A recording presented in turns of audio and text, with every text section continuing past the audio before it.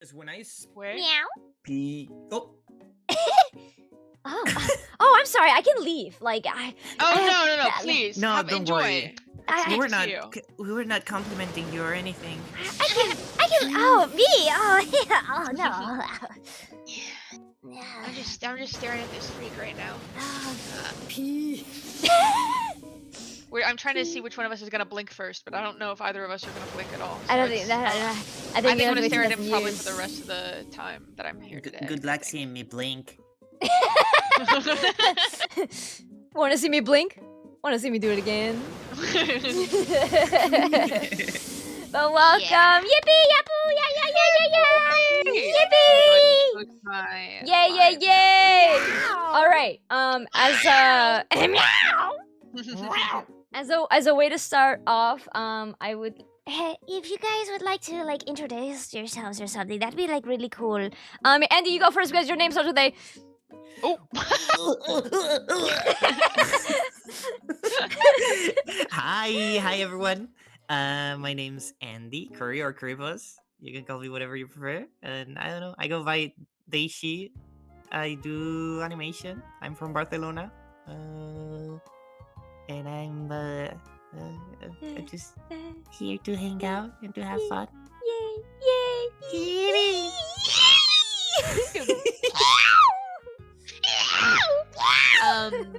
Hi, my name is Spree. I go by she/her pronouns. I'm a creativity enthusiast on Twitch, which means I'm an art streamer who yaps too much to finish art on stream. Ain't that right? Can I get an amen? But yeah, I'm really excited to be here and stare at this weevil and hang out with you guys. I'm so excited. Ara, thank you so much for inviting us. Yes. Yeah, thanks. Yes, my little guys that live in a little ant farm and I get to shake around. And I guess for those who don't know me, I'm Ada. This is me. This is my show. This is my stream. I use they, them. I'm exactly where I'm supposed to be now. Gonna let the light shine on me. I appreciate the delay on that. That was really good. I use they, them pronouns, and this is my little world I'm building. All the overlays that you see are drawn by me. And my model was made by Izzy Bellbeeps, who isn't here, but gets the shout out anyways. Hell yeah. Hell yeah. We love Izzy in this house. This is true.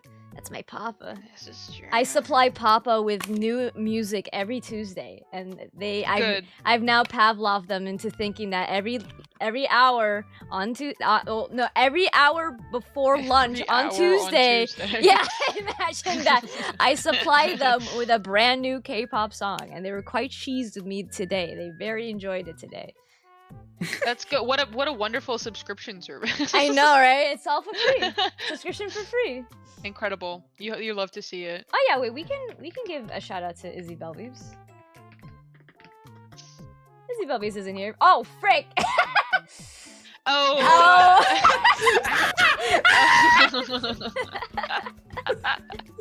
Don't worry about that. You weren't looking at that. Yeah. Okay. I was staring at your leg. Was it a nice leg? Yeah, it was good. Okay, awesome. Good. That's all I care about. Okay. Well, to start off our Reddit readings, I always love starting with a little post from r/mildly infuriating. Oh. Good That's kind of infuriating. So, the post says, came into work and found my headset broken with a sorry next to it. I'd kill. And now this is the image. Oh, frick. Okay. Oh, you guys! I'm looking at it. I'm looking at it so close. So good.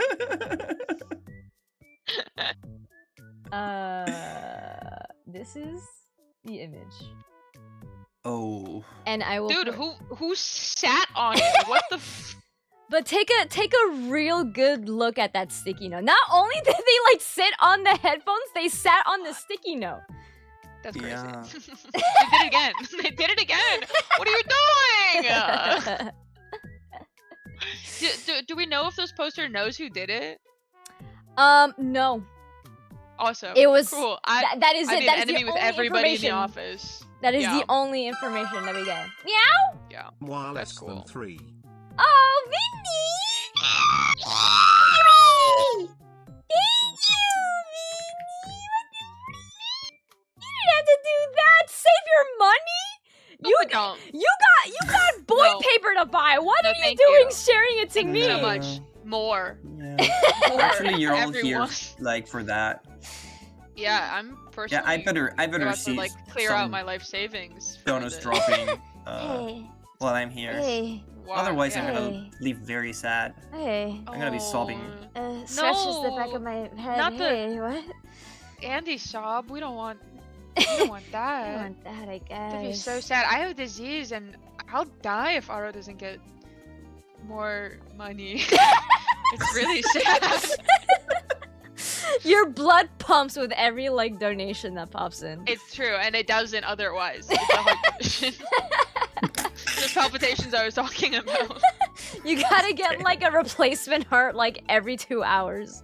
It's not good for me. It's Mm-mm, bad. mm-mm, That's don't. why I really wanted to be here to make sure that people were donating because you know, yeah. Thank you, sweet, thank you. Thank you, and thank you, Ara's community, for Mhm. keeping me alive. Keeping that blood pumping. Yeah, All right. I Well, have to say, yeah. I think that's not mildly. That is my only complaint. Well, how can it You really think be it's mildly strongly- infuriating? You know, it's like and if it's infuriating, you're feeling violent. well, right, okay. Yeah. I to give it the benefit of the doubt on the mildly, Yeah. the headphones look incredibly old. They do. They Like, do, but also They like look like they're on their way to being replaced, and it's like a matter of I don't want to waste the money right now, so I'm just dealing with. I could buy a new one right now, but I'm just really lazy and don't want to. Maybe, yes. I'm gonna be so honest. Maybe it has sentimental value. That- You know, The maybe thing is, maybe their late wife gave them those headphones, and now the last thing that they had of her is gone. We don't know. And then we got as- Razor over here being like, "You got a nagging girlfriend? Put on some headphones." Stop. as, I have as beef someone, with Razor forever. as someone who is like currently wearing headphones that have tape on 2 different parts, No. I empathize with the pain of it. Like even if they're like old, it's like that. It is very. If I someone would- sat on my I would headphones be at very work, I would put a upset. thumbtack on their chair. If I don't know who it Ooh. is, everyone's getting a thumbtack. Ooh, That's how it's it goes. it's I in the fear. same way that like coworkers take a bite of your lunch in the communal I'd kill, fridge, dude. That's insane. and then you That start is putting crazy. laxatives That's- in your food. Like that's antisocial behavior. Like I'm gonna try to kill you if you do that to me. Like that's, and you know what? If you're eating my food, you deserve to shit your brains out. Like I'm sorry. It's part of your contract clause, actually. It is. If you're eating my food, you've broken the social contract. You get to shit your brains out. You break my headphones, you get a thumbtack in your ass. It's only fair. The thumbtack The- is the- the laxative. Yes, exactly. the teacher treatment. You know how like someone does something bad in class, the teacher is like everyone's paying until the person comes out. It's the same Oh, thing. yeah. I come to work the next day, I eat everyone's food. And- Okay, we have different approaches. We have like different you want, You're you like want me to a stop eating dragon with everything? your mountain of gold, except it's your like mountain of Tupperwares underneath your desk. I mean, in some ways what you're doing is less harmful. But like if I'm putting laxatives in my own food, you can't retaliate You against. can't retaliate it. You know? Like in That is court, fair, like you yeah. wouldn't be able to do anything cuz like you don't know, maybe I needed those. You couldn't prove that I You was got some targeting you. rockety. You got some rockety So- bowels. Yeah, There you don't know. Wasn't there? I think there was a Reddit story about that, right? I'm sure. I'm People sure. are creative, and Yeah. whoever it was eating that person's food deserved it. I will say So- there is a dating sim with that motif in it. What? The laxatives? The laxatives. Okay. What? There's a couple of different like routes that you can choose, but one of the routes is to put laxatives in your food route. because the thing is the whole thing of the dating sim is that the person that's eating your food is the person that you end up kind of dating, right? But not me. Not you, obviously. No. I'm not. First of all, I'm not dating someone who's eating laxatives. That's crazy. What are you doing eating all those laxatives? You're poo-pooing all day. I don't want to be with that. You're poo-pooing all day, probably stinky, all over there by yourself. If you're trying to eat my food, I don't want you in the vicinity. Yeah, but that's interesting. You don't even want to try it out? Playing the dating sim? I'd have to if I can't, I need a lot of choices, right? If it was like laxatives in my own food, so the person I'm trying to end up dating like is revealed, then I have to have an option to kill them, or it's not going to be fun for me. Oh, okay. Yeah. You kill them with the laxatives. Yeah, I really put a lot of laxatives in there. They die from violent dehydration immediately. So. All right. I would survive a huge amount of laxatives, I think. Oh, you're just better than them. You need different. to stop. Andy has really interesting ideas about violent stomach issues and what it means to survive them. You're a tummy trouble survivor as well. Yeah, I'm self-induced tummy trouble survivor. No, okay. Okay, I won't lie. I'm kind of with you on a little bit on that end. Oh my god. Okay. All my stats are really, really low except Constitution. Like that one is like Andy, the fucking roof. You keep saying this. Andy, oh my gosh. Andy would come into my chat and be like, "What's up? I'm actually immune to food poisoning." And then I was like, "What does that mean?" And Andy would be like, "Yeah, when I get food poisoning, I just get violently ill, and then I'm fine. That doesn't mean you have good constitution. That just means you're not dying. That just means you have food poisoning. That's it." That's what I said. No, because it doesn't affect me. Like it does. You getting violently ill is the effect. No, because I'm okay afterwards. Words. Well, okay. After you don't die. The point of food poisoning is not for you to die. The poison is not you dying. It's just getting violently ill. It's just getting violently ill. Anyway, you understand. Andy's got her own specific ideas about what it means to have good constitution. Don't believe her. I am on a similar wavelength, but not to that extent. Okay, because there's a spectrum here. I got violently ill with some kind of like gastrointestinal pain. No idea what it's coming from.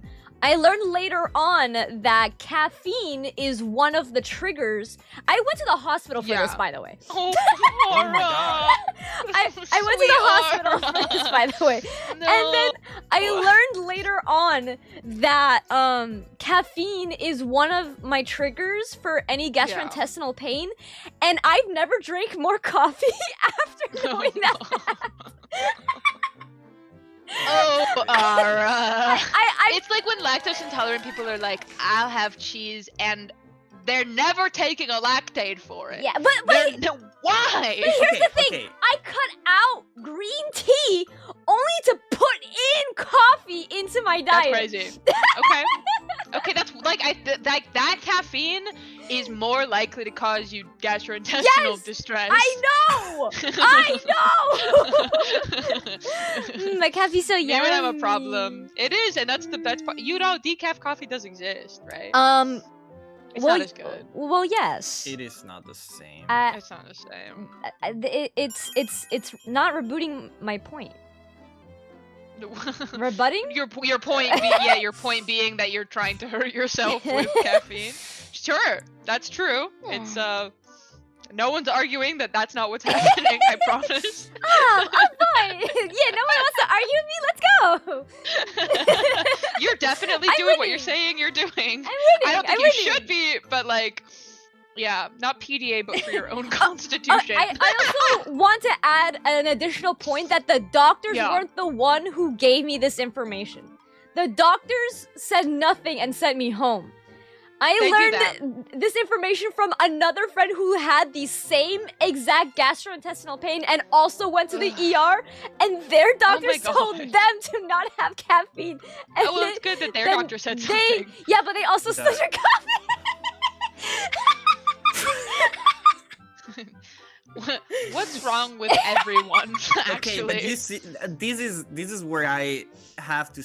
I'm siding with Ara here because. I know, of course you are. You the food poisoning besties, duh. Yeah. But because even with the example that you said of like people not taking lactate and having like.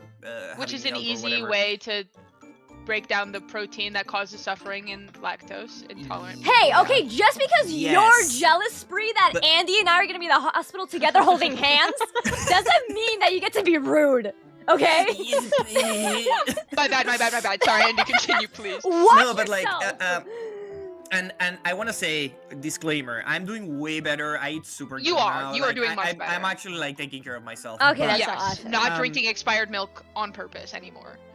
I have been off the mindset, and I still think like this. I just don't subject myself to it anymore. Okay, but like, so I've been on the mindset of like I really like food, and I really like some things that my body doesn't like, but I really like how they Spoiled taste. milk.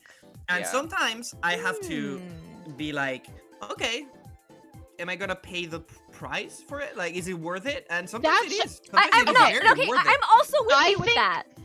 That's fair if there isn't such an easy fucking way to prevent yourself from being hurt. If it's lactose intolerance, there's literally an enzyme you can take that means you can have the thing and not suffer.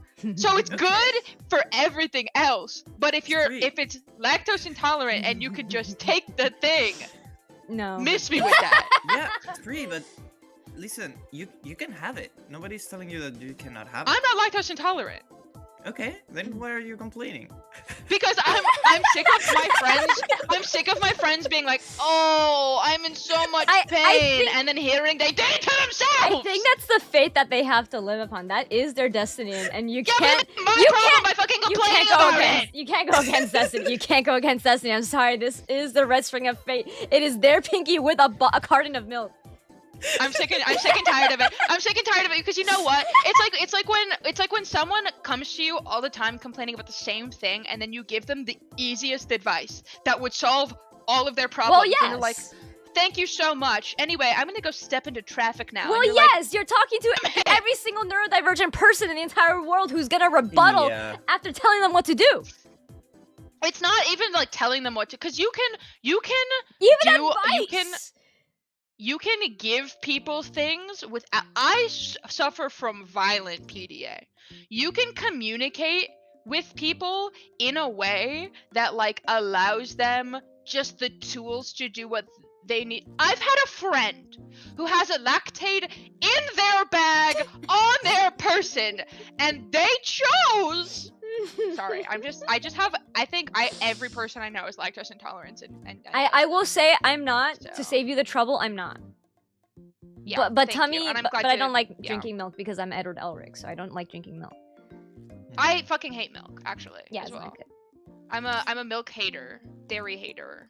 Now we're holding hands in the middle of the farms and we're just petting cows. It's true. Correct? And we're looking into their big, beautiful eyes with their big eyelashes. Yes. Like, the best thing that you can do is, like, not, like, make sure you never check if you are intolerant or allergic to something. Because if you never know, it'll never hurt you. I can't. Now you guys going like, yeah! Yeah! One another. I'm tired.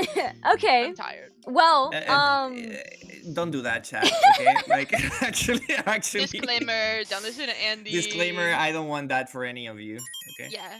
Well, speaking of things that can hurt you, let's get into, our first story, shall we? Yay! So this story is not necessarily a story, more so than it is a series of statements through someone's life, in a very specific situation. Okay. All right. So the title of it is, could I dig deep enough to keep a pallet of 2,000 pounds of margarine from melting in Arizona heat?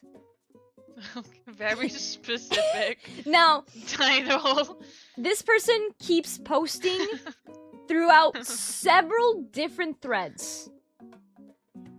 Okay. With almost the same exact They really want to wording. know. They really want to know, and with every post, it's almost a slightly different wording. Okay, And they okay. and then people comment and they respond back. So for this initial post, someone had commented, "What scenario would possibly force you to do this? Are you locked in a bunker where the only edible food is margarine?" And then the poster said, "I need to be able to eat as much trans fat as medically possible for a period of 1 to 3 months." Okay. Okay. More info, or like that's it? Because I'm here for the cryptic non-answer, but like. That's it. I'm loving cool. this so far. Cool. This is awesome. Someone else asked, Uh-huh. was a bit of a hyperbole, don't take it too seriously. You probably won't die from it. Care to provide some additional info? And they're like, "Ooh, gotcha. Okay, thanks, good to know. Yes, I also need to lift a crate up of it in the air a considerable distance, but I didn't think this was the right sub for that." And they're posting in r/nutrition, by the way. What? What is happening? No, that makes sense. Yeah. No, that makes sense. And then they posted in Consider r/anarchy chess, same day. Of course. Classic. They made another post saying, "This is not a joke. I don't know where else to post this. I need to transport So we're going to anarchy. I need to transport 4x4 crates of margarine up about 15 feet. Looking of the most efficient means of doing so. The butter must be intact and transported kindly as they are fragile. The opening they are going into is a 3x14, 15 feet off the ground. Could I use a pulley for this? I will have many crates and I estimate they will weigh around 200 pounds maybe? Or 2,000 pounds. What's the thinking of posting this to Anarchy Chess? They're like, "I've got nowhere else to go. This is the only place I can think that this makes sense to post this." Like, is it just like, well, people who like doing chess crazy probably know logistically how to move all of this margarine? Like, nowhere else to go. You guys are my last resort. Please. This is the kind of post that I doubt immediately. Like after seeing like a little bit of it, it's like, if this is real, there's something wrong. Like that it's not margarine. Like it's something else. It has or to be like something else. Like yeah, a body. I start like doubting everything. 2,000-pound because I'm body. like, what the hell? Yeah, like what? Maybe they just really need margarine. They've got like, I don't know, Yeah. thawed out, mummified animals from the, or I guess they're trying not to thaw out the mummified animals that they've taken from the Arctic permafrost. The new And Spinosaurus. Yeah. And brought to the Arizona desert. I do really like the new Spinosaurus. It's pretty If that's what this is, then I understand. I understand the desperation. I get it. So the next update okay. was them asking an r/ask engineers. Well, that makes more sense, at least. Yeah. I need to transfer 400 pounds of margarine into 4x4 hole 55 feet in the air 20 times. It needs to be quiet and fast. I'm getting desperate and I'm running out of time. I cannot liquefy the margarine as I cannot risk damage to it. I'm thinking of an electric genie telehandler for speed and quietness. Any other ideas? Is a hot air balloon really that stupid? Thank you. Why does it have to be quiet and fast? That's what I'm saying. Like this What's is happening? There's something that is not being. This is. It's getting desperate. It's getting a little something bit wrong is desperate. happening. Yeah, this is like there's something bad for sure. I don't What's know in yet, the but butter? someone needs to go to jail. There's like a mummified person in the butter. You know, like, there's like yeah. You know, have you ever watched iCarly? You know, like that episode where like What do you- Spencer has to make a butter Yeah. sculpture.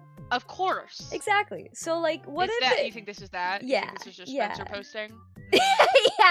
Yeah, from that era too. They like Spencer posting. they resurfaced his post. Well, you know, now that you say that, actually, I think it makes sense. I'd be pretty stressed out in that scenario as well. It just is like, I really wish we had more details. Like, I really wish, because like it's weird. Like they're getting super, like, precise with what they need, but like we're not really getting the specifics, and that is so confusing to me. Why margarine? Where do you get that? Yeah, where are you getting, like, the Costco does not sell that much. No, they really don't. You like, need, are you buying this directly from a wholesaler? Yeah. Yeah, like the like you're buying it directly from the cows in question, or whatever. I don't know what's margarine. Margarine what do you use to make it? It's I think margarine's a type of kind of like butter. It's like a type of butter-ish kind of thing. It is buttery. Margarine. I think it's made with oil, if I remember right. Yeah, it's a butter substitute made from vegetable fat. Oils. Yes. Buying it from the carrots in question, then. Yeah. All right. Well, the next one is an r/heavy equipment. Okay. Again, makes more sense than the chest, so that's good. Is there a machine? Oh yeah. Maybe like as we go on, we kind of can like reverse engineer it and understand why it was in chess. Yeah. Like maybe he's making like giant chess pieces or some shit. Like we don't know at this point. We know nothing actually about what's going on. So. I will say, okay, there's a lot of these. There's a lot of these. So the first post was originally posted in December 31st, 2024. Okay. The Anarchy Chess was in January 2nd. Okay. And Ask Engineers was in April 2025. Oh my god. What the? So they haven't got the butter yet at that point. The most recent update was from January 12th, 2026, and it's an r/unethical life pro tips. What? And the post says... Is this still going on, like, right now? The post says, ULPT need to transport a couple margarine pallets via plane and drop safely. I have a couple pallets of margarine I need to transport and then drop from height. I think I can figure out how to get them unburied and loaded due to my previous experience, but dropping them will be new for me. They need to be dropped from around 500 to 10,000 feet. I imagine I need some kind of parachute to do this. Okay, but they're saying previous experience, so have they been moving all this margarine? Like, actually? And like, it's just getting more and more extreme?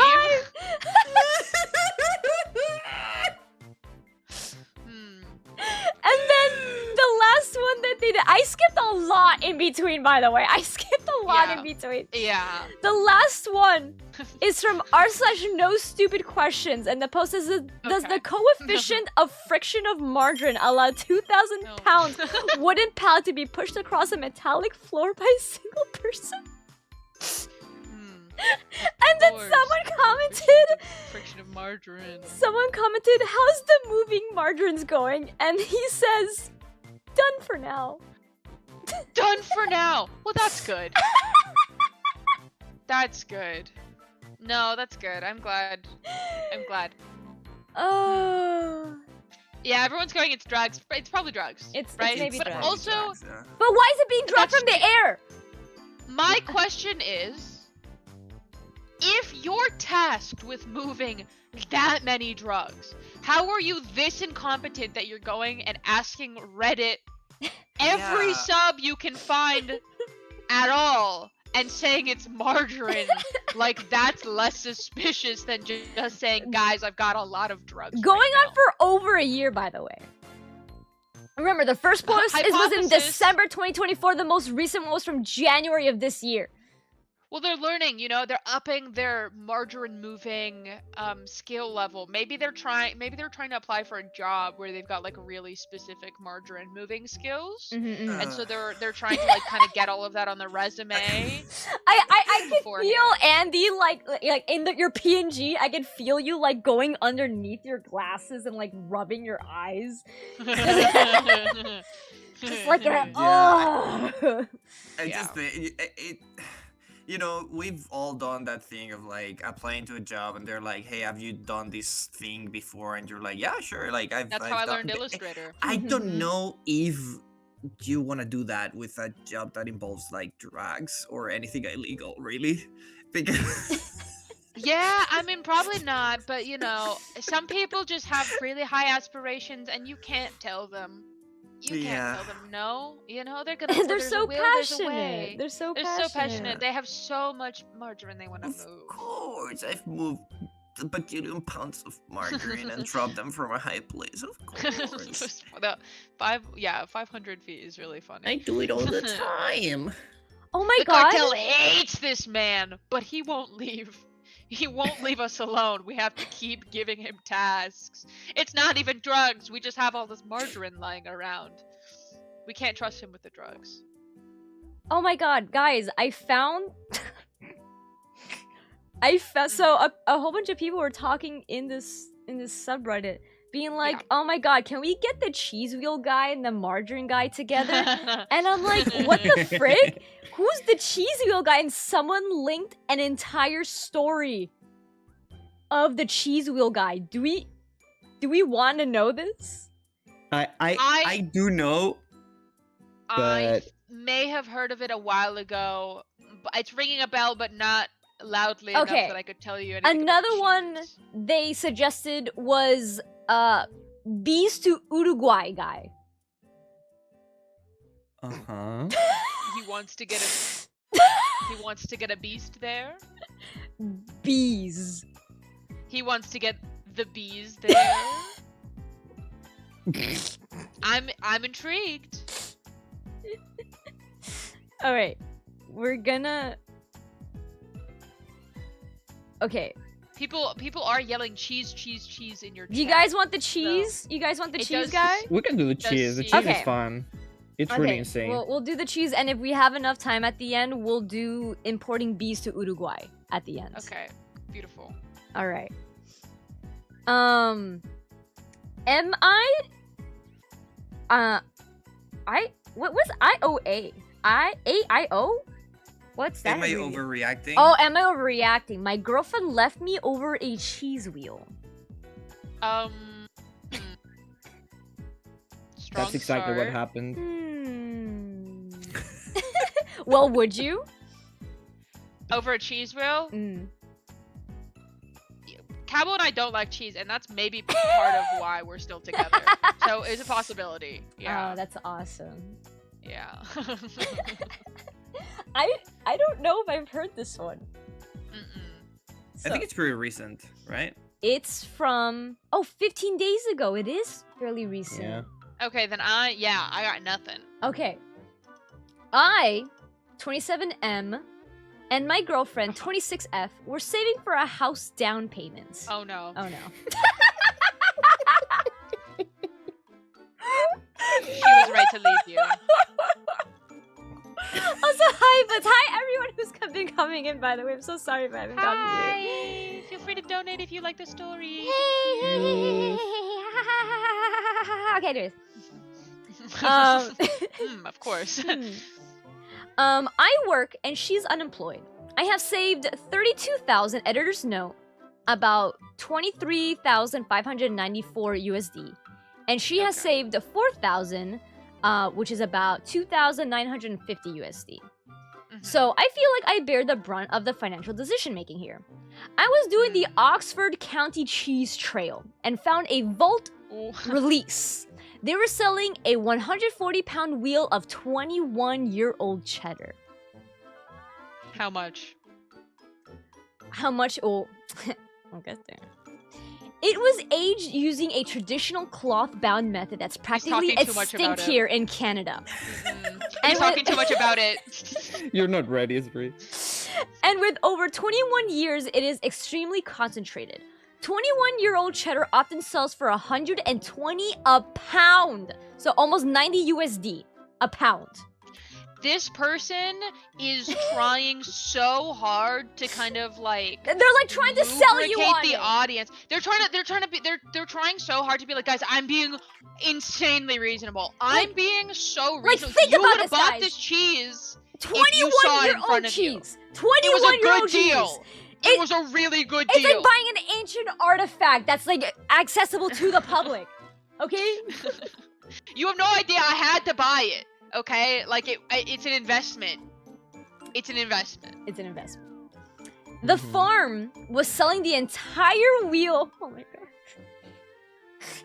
For in Canadian dollars. $18,500. Kill this guy. In USD, that's $13,640. You. If you were with this person, I don't care who's employed in this situation. If you're with a person who makes that decision because they see a cheese, then it would be financially foolish of you not to leave them. Listen, because all I gotta say, yeah, special interests be darned, my boy. No. If your special interest is cheese, yeah, good luck. Yeah. Yeah, I mean, the thing is like, you can have a special interest and know that you're saving for a house and that you're not wealthy. Well, you know what I mean? Like, you can have a special interest and buy like a slice of the cheese. You know what I mean? You could buy like, you could take a bite of the cheese, right? Like you. Sorry, but like. I don't know, sorry. It's actually Ara who's bought the cheese. And I'd be a catch for anyone. like imagine like the wedding photos, it's you, me, and the cheese wheel. What do you guys mean there's more? Why are they saying there's more? What do you mean there's more? There is more. What else Also, could there hi, be? Lucy. The partner found out and then killed them. There's like, a lot. No, there's a lot. There's a lot. There's Yeah, a keep lot of going. text in this. What There's a else lot of could there text. be? Alright. So, if I cut into 200 grams wedges and sell it at $60 each, Oh my god. which is 45 USD, I can make Not the $38,000, which is Guys, about it was an investment! 28,1600 USD. I'm just gonna, if they're gonna keep giving me the USD number, I'm gonna just say the USD number. Yeah. I bought the cheese wheel and brought it home in my truck.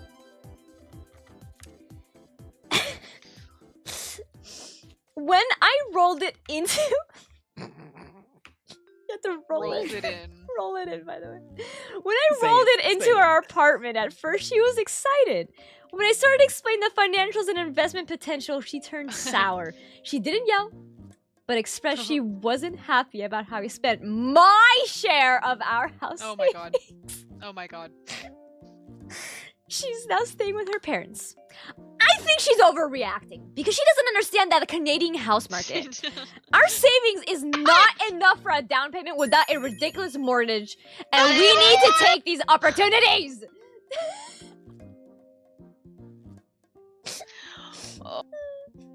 Oh, that's crazy. Am I overreacting, or am I the only one with ambition in our relationship?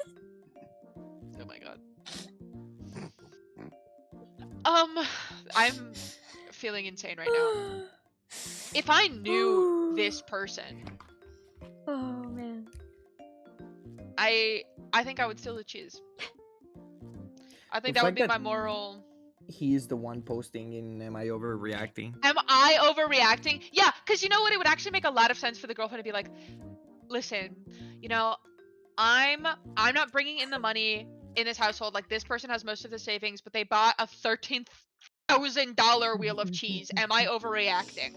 Like, Yeah. that would make sense to me. What do you mean? What do you mean, am I overreacting? I bought an insane wheel of cheese and my girlfriend is... You're not even... I don't even know if you are reacting. What do you mean? You're just being You're an just idiot. doing. You're just doing. Like, you're just doing the... You just bought a $13,000... Some people maybe should be told... You know what? No, actually, I don't even know what you would do with a person like that. I think she, like, if she's not left him officially yet, Someone needs to tell her to do that, though. Someone needs to be like the good spirit in their life. You can't, like, girl. I know that, like, you were living with him and, like, you wanted to buy a house, but, like, he's gonna do this again. Oh, don't worry, Gun. The wheel of cheese. I have the update post. Don't you worry. Good. I have it. I have it all. I'm praying that it's because that she's left him officially. Yeah. Right. Okay. That is So so much money. What I could do with that much money. Right. Yeah. How much was the giant Weevil statue again? For comparison, by the way. Yeah. I mean, like a little. Yeah, more you than can half buy that and then still have some. Like a lot. I'd have if I bought a 6-foot tall Weevil statue, it would be considerably less than that. I could buy like another maybe 3-foot tall Weevil statue afterwards. Does it make you think that maybe the Weevil statue is reasonable now? And if you try to turn this around on me, oh my god! talk to you Oh my god! for What such a if the long time. Weevil statue was made out of cheese? Then I would hate it. Then I would hate it. But it's 21 aged years, and then you can and you're not gonna eat it. You're not gonna eat it, so it can continue being aged, and you can sell it for more. Alternatively, instead of the giant one cheese, you buy a gazillion baby bells and you mold the wax and make it with the wax. Interesting. The Chivo! I love the Chivo! Yeah. That's so good. They're gonna make cheese Weevil fan art now. Yes! I don't know if I'm emotionally Yes! equipped to Everyone make deal the Chivo! Yes! Also, hi, Snugage, welcome. Hi, Snug. Okay. So, some comments. Someone has asked if they have sliced the cheese and tasted the cheese. And then original poster said, I haven't figured out how to open it yet. It's covered in a thick wax. It looks like a cannonball. I have tried using a hairdryer and a knife, but I can't get into it. Stop. So you're so incompetent that you don't even know how to break into the cheese to sell it? Are you kidding me? Well, yes. I've been trying to lift it out with a hot air balloon to drop it to see if it opens. But guys, I have like a 120-pound piece of cheese. Guys, I don't know who else to ask. I need to transfer it quietly and fastly. Quickly. And very I'm getting desperate. I'm getting really desperate. I need to drop it off at a specific amount of height. 500 feet. I need to get into the cheese. Please. My girlfriend's leaving me. And then bro just keeps going on in the comments about like the product. Like he's the value of the the cheese. value. He's telling how much he's in the right. He's like doing all the math and he's actually trying to correct people. He's like, incidentally, your math is way off. Selling 317 wedges at 60 each comes at $19,050, which nets you at a whopping $650, for which will be surely weeks of work on the complete off chance you manage to sell everything. Enjoy being the human equivalent. Oh, no, this is not him. This is a commenter. Enjoy being the human equivalent of a craft single. That's devastating. That's oh my gosh. There's a lot of comments. Okay, we're gonna get into the update. Okay. This is 6 days later. Okay. I had a lot of time to think about it. There's photos? Not the cheese MLM. Oh my god, there's photos. Okay, we're gonna read everything and then we're gonna see the photo. Yeah. Good. Okay. I have taken some of your feedback into consideration from my last post. I'll be ignoring it, but I did listen. I did listen. I heard what you were saying. Heard, ignored, for sure. For those curious, my girlfriend is no longer in the picture. She cracked due to low risk tolerance, so I decided to go all in. Oh my god! Shut up! She just wasn't as suited as I was to the entrepreneurial life I was trying to build for both of us. She wasn't committed to the cheese wheel life, okay? She wasn't suited to my high risk lifestyle.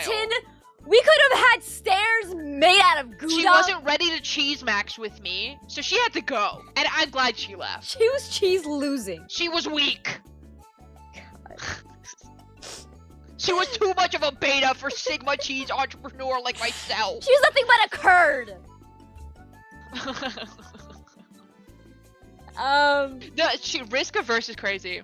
That's crazy. Low risk tolerance, like your girlfriend leaving you because she was like That's crazy. I initially tried to return the wheel to the distributor to recoup some capital, thinking they'd have some pity. They were actually considering it until they came out to look at it in my truck. Apparently, the minor heat damage I caused to the paraffin wax while trying to open last week compromised the wheel, which was already non-refundable in the first place.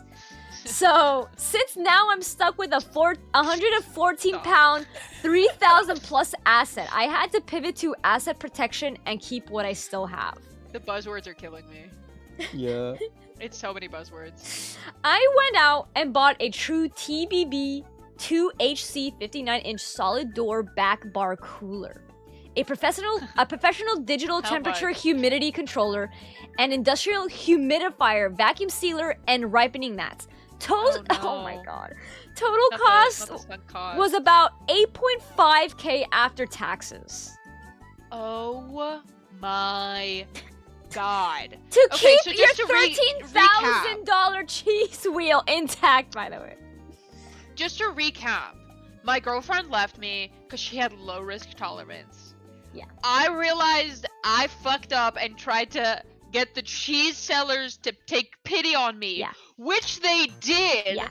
But I had already ruined their product by being too incompetent to get into it. Yeah.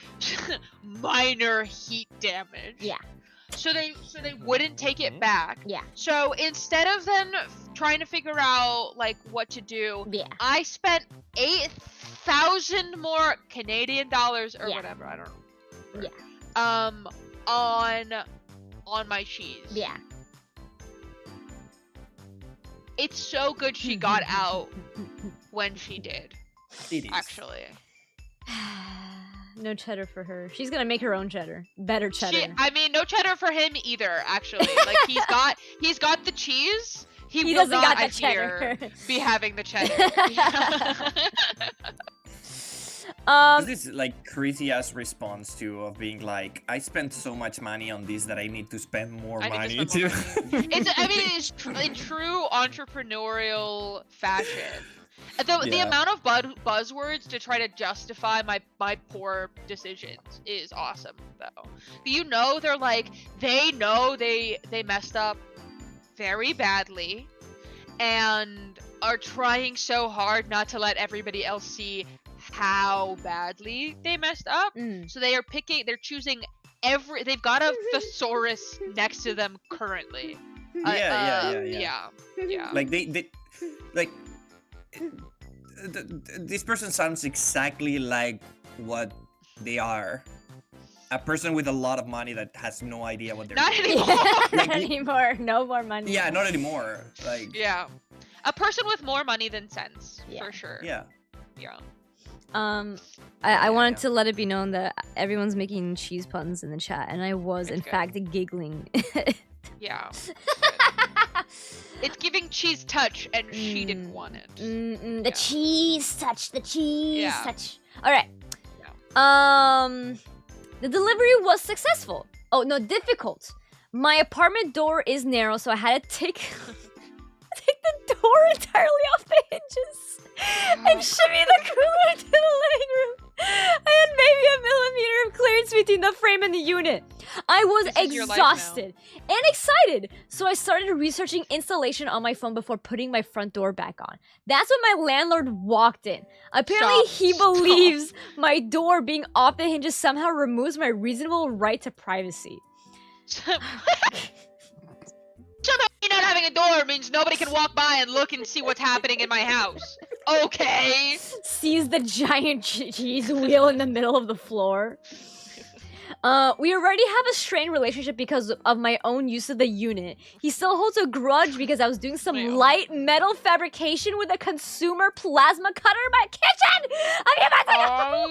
He's risk averse for our landlord renter relationship, and it's a him issue. It was mild metalworking in the kitchen. How many cartoonish schemes that this guy has? I'm surprised she didn't leave him sooner. That's crazy. Plasma cutter in the kitchen is insane. Yeah. In an apartment? You're not even renting a house. This is an apartment. Strained relationship with my landlord. Man. Alright, well, he saw the cooler, the vacuum sealer, and the wheel of heritage cheese and started crying about commercial operations and fire hazards.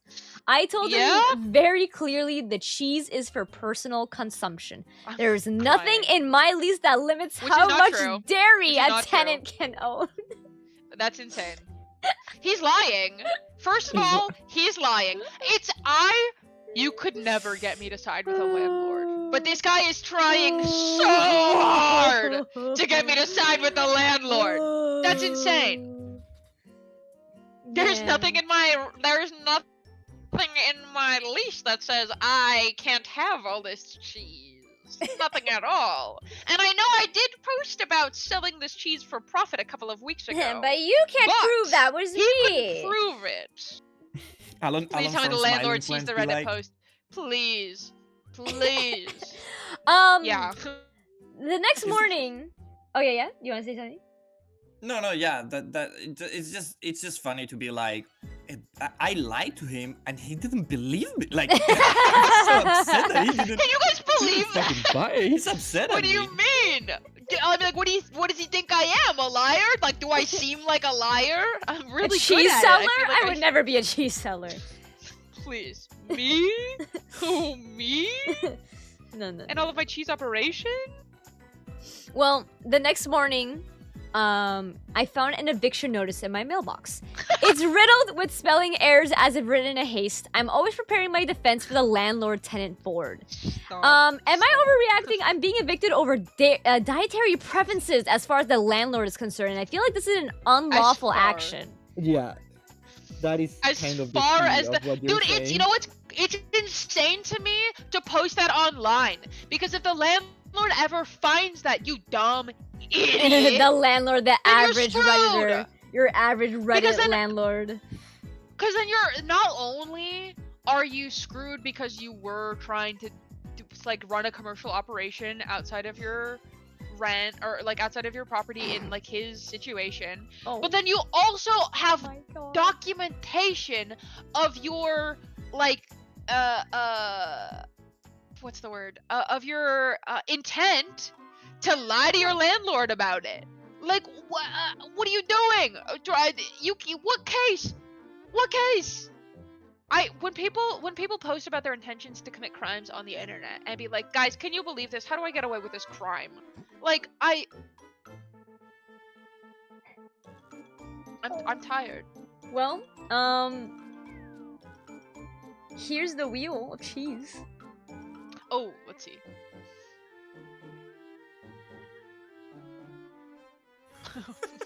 Not the tape. The duct tape's crazy. This is how my headphones look. Yeah, sorry, mildly infuriating, guys. Sorry. Him bringing the cheese back to the people he was trying to get to take it back. Sorry. Yeah. Sorry. Now the cheese people are posting in r/mildly infuriating. Yeah. This guy trying to resell back a 21-year-old cheese wheel. This is how it looks like. The guy who sold him that cheese must have been like the sweetest talker in the world. You know what I mean? Because like the people buying these wheels of cheese, I feel like are like supermarkets or I don't know, like artisanal cheese like sellers, people who know what they're getting into by spending a dumb amount of money on cheese. I think they bought a house. An idiot. Yeah. Well. Is this the plasma cutter? That is the plasma cutter, yes. Because people thought he was bluffing about that. So he also put a picture of the plasma cutter. Oh, frick. Why did he need that? What was he doing with the plasma cutter? He needs it to cut the cheese, obviously. He has James Bond on his kitchen table. Oh boy. Okay, well, Yeah. oh yeah, he described all the. Okay, that's it. What do you do with a person Frick, like that? dude. Just, Like, how do you- I think he will take care of himself. Like, if this is how he's living life, like, Yeah. I don't think we need to worry. Like, That's okay. Yeah. I I don't. How do you fix that though? You know, like how do you fix that the thought pattern that leads to someone using a plasma cutter in their kitchen? And I also, don't know. who was like, no, I don't believe you. You weren't using a plasma cutter in your kitchen, guys. He's not making good choices. Like I don't. Why would that be like? Why would that be the thing that you're like, no shot? I think to be fair, if I remember correctly, people were calling bluff from the very beginning because nobody thought that there could be someone so fucking stupid. They were like, "This is just made up. This is just you're making up this story." So the guy was like uploading committed. more and more proof. My receipts. And then the my plasma cheese. cutter for some people was kind of like, no, this has to be a lie. Like, No way! It's all of this and the plasma cutter. yeah. I really do hope that he uses the plasma cutter to cut the cheese. It's his only choice Because left. there's Otherwise, no other way to, like, he already damaged it.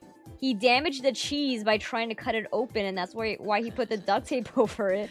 He needs an industrial grade, like, does. item. by the end of this, the girlfriend who left him is gonna have more in savings Yeah, just by about to think. I chilling. was just thinking about Yeah. Like she's gonna be in the better position Oh my just by God. not. just wanted my cheese. I would love to actually know a person like this, just to marvel at them, because that does sound endlessly kind of entertaining. Mhm. From the Um, distance, though. From a distance, Like- yes. Like a coworker that you don't have to interact with. You know, you're just like seeing it just kinda, happen. like, Yeah. hear about it. Yeah, because if you like get attached, then it's like you want to help, and you can't get in that position with a person like Or- this or- because there's or- nothing. Or you don't want to help, but the person wants you to help. Yeah, well, I mean, Which is, yeah. Yeah. yeah, guys, hey everyone, I've got some artisanal cheese for you. I finally I want to buy it. I want to buy it. managed I to want to buy it. crack I want to buy it. I open. want to buy it. Are you interested? See, I'd have the out in this scenario. Sorry, I hate cheese, and I just like you, quite frankly. Then I'd be fine. But I see. I see. okay, the image was not the plasma cutter. It was a custom bevel cutting device he was Oh. making with the plasma cutter. So he was using the Oh, there plasma you go. cutter to make a device to cut into the cheese. To cut a bevel into the cheese. Yeah, a little bevel into the cheese. One slight bevel into my cheese, please. Even better. Thank you. I don't know. Listen. If it's your own, the thing is like if it's your own money, do whatever you want. If you're living by yourself, the thing is, when you're in a relationship with someone and you're at Yeah. the point where you guys are wanting to buy a house together, like even if one of you is in is currently unemployed, if you're in a committed relationship with that person, you want to buy a house with them, you're deciding that like with our current financial choices, We're gonna buy a cheese wheel. well, I mean that's what he decided. But like you know, like your finances by necessity kind of are shared at that point, right? And like Yeah, if you're making most of the money, like there is, I think, some nuance to it and how you both decide you're gonna tackle sharing your finances. Because like I think it would be unfair to be like you can't buy anything with the money that you make from the job that you go to. But I think like if you're like, well, I'm in a committed relationship with this person, then like making a unilateral decision about that much money is so bizarrely out of touch that it sounds like something you would do as a 12-year-old. You know? You know what they should do?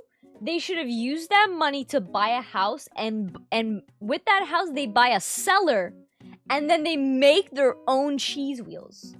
So that over time they can have their own aged cheddar. No. Understand? He wanted to get in on the ground floor. But he can start making fresh cheeses now. Well, he could and just sell have that. the cheese. He could just make cheese. It was such a good deal, Ara. He couldn't pass it up. And to that I say, that's a good point. I think so too. That's a good point. Yeah. Like, okay, well, Bandit, the scale would be different. It wouldn't be $13,000 if it was a 12-year-old, but you know. Yeah, I think if he had like if he went to like a farmers only type website but for cheese buyers, farmers only. Right? Like if he had a direct plan on how to sell the cheese, which he didn't. Yeah. This isn't his area of expertise. You see what I did there? Yeah, how do you even do that though? You open pre-orders? Like you cheese. Yeah. It's go like to the farmer's market and pray that people are stupid enough to buy your cheese. I guess, yeah.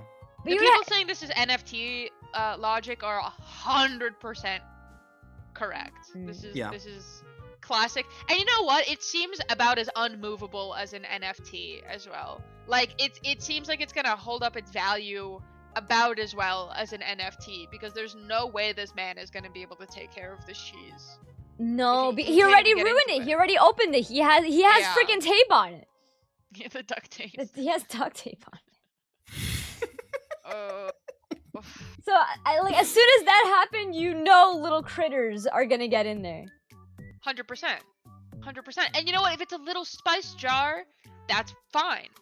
If it's just a little a spice jar with critters in it, you know, like the ecosystem? Yeah, that's fine. You know, that's its own thing. If it's a $13,000 wheel of cheese, different situation. Less fun terrarium, you know? Well, depends on who you're asking. Okay. Once again, I'm wondering if this is just Ara posting. Because you guys don't understand. You can put the cheese wheel, okay? If the cheese wheel is 4x4, we get a 5x5 clear container. We put the cheese in there, and we see the environment that it brings up. For science. For science, and then you can start no streaming money in that. Science, Ara. Hey, you start streaming that. Big money. 3 whole people show up every day to look at the bugs. Hey, I'm one of them. Don't get me wrong. I'm in there. you have a 193-day streak of watching. Yeah, I do. Well, that is the cheese wheel. I don't know how I feel about that. Oh, Rick! Oh, Rick! Oh! There's 2! Another R. Yeah, I have a collection of them actually. Good.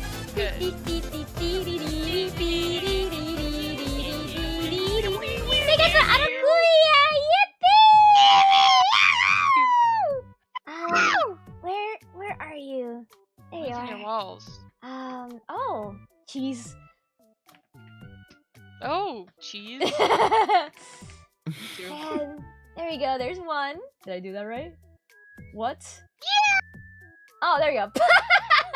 Hey. Incredibly delayed. Let's go. Oh, you guys arting together. Oh, so cute, people. Okay, I'll give it a second for it to wait. Welcome, everyone. Hello, my name is Adam. I'm passion for demon. I use they them pronouns. You have now entered my dandelion field. We are currently doing Reddit stories with my lovely little sillies. With CurryPaws, Andy. Hi. And SemiSpri. Spree. Hey, I'm looking at this bug. Welcome in. Wait, this is a coincidence? Wait. Oh, you just got a double raid. Oh, you don't know each other? I'm putting you guys in the table to meet each other, by the way. You know each other Which now. beetle are you? Tag yourself. Oh, That's welcome in, crazy. raiders. Have you met the other raiders? Raiders meet the raiders. Oh, Raiders you're meet the raiders. both doing art? Raiders, tell us about your drawing. Raiders, it's time for What show are you and doing? tell. All right, Yes. we're in the group show and tell, Raiders, and this is the first day of like school, and now you've been placed Icebreaker. next to each other in like the assigned seating, and now you gotta swap papers with each other for your art. Okay. It's only fair. It's the way it has It's to go. only fair. It's only fair. Enjoy your life co-streaming together. That's so funny. Oh God. If you guys do want to share your art, we can look at it really quick. Normally, I would offer a little bit more if we were doing art, but because we have guests on and we're trying to have a certain time zone period, we gotta do it fast. Yeah, we need time to fight over the orange in the middle. Oh so yes, this is I true. hope you understand. This is true. Oh, we got one. We got one link. We got one link. Can I get 2 links? Can I get 2 links? Can I get 2 links? Can I get 2 links in the chat? Two links. Can I get 2 links in the chat? 2 links in the chat. 2 links in the chat. Like, let me. Oh, this is very cute. Oh, yeah, let me also say hello. Wait, where are you? Where are you? Oh, welcome in the amazing Gigor. Ada Carrot, welcome in. My other Ada, welcome in. NFSJ. Fen P, welcome in. Hi Wobs, welcome. Did I miss anybody? Did I miss anybody? These are both so cute. Welcome in Terra Knight. Welcome Patsuan, welcome in. Okay, and then here's the other one. Wow! Okay, let me say both of these.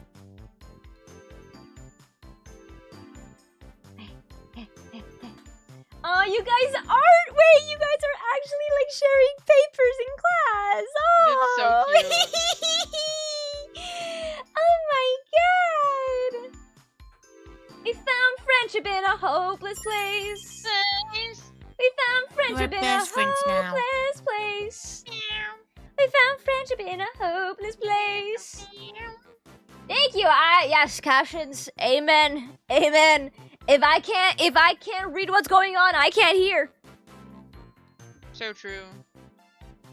All right. So here we have. This one is Ada Carrot's drawing. That's so cute. So freaking beautiful. This is so It's awesome. adorable.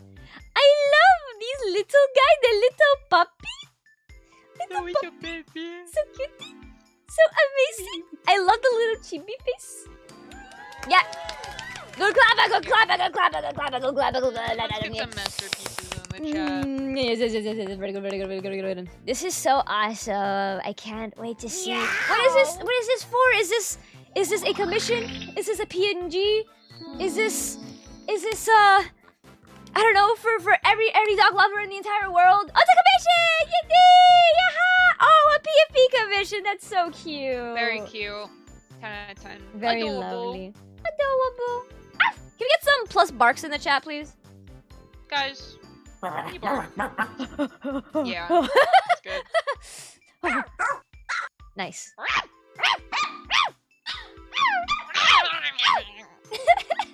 Meow. And then this one is Fun's art piece. Why? Also a PF. It's both so of pretty. Rating it Wow, at the same so time, pretty. both doing PFP commissions. I mean, it really Hello? feels like fate. Hello, Yeah? guys. This is destiny. It was meant to happen like this. Oh my god. It was, I fear. This is awesome. I really like the noise. I really like the noise on this one. I like the little blur for the foreground. as The well. little That's a nice smear of touch. frosting. Yeah. The colors are really, really It's time to pretty. drink water. Water. It's time to drink water. Thank you, Beans. It's Yeah, you time to have like drink this water. slight blur over on like the It's time right to side drink as well. to kind of like put that in a little bit more in the background, and all the little blues in the shadows are very, very nice. Oh, yes, you can swear, you can swear, you can swear.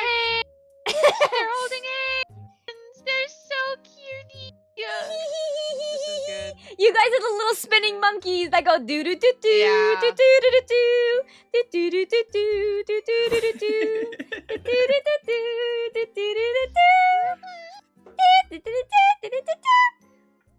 Yeah, this is awesome, guys. What a strange day of fate. This is so awesome. Truly.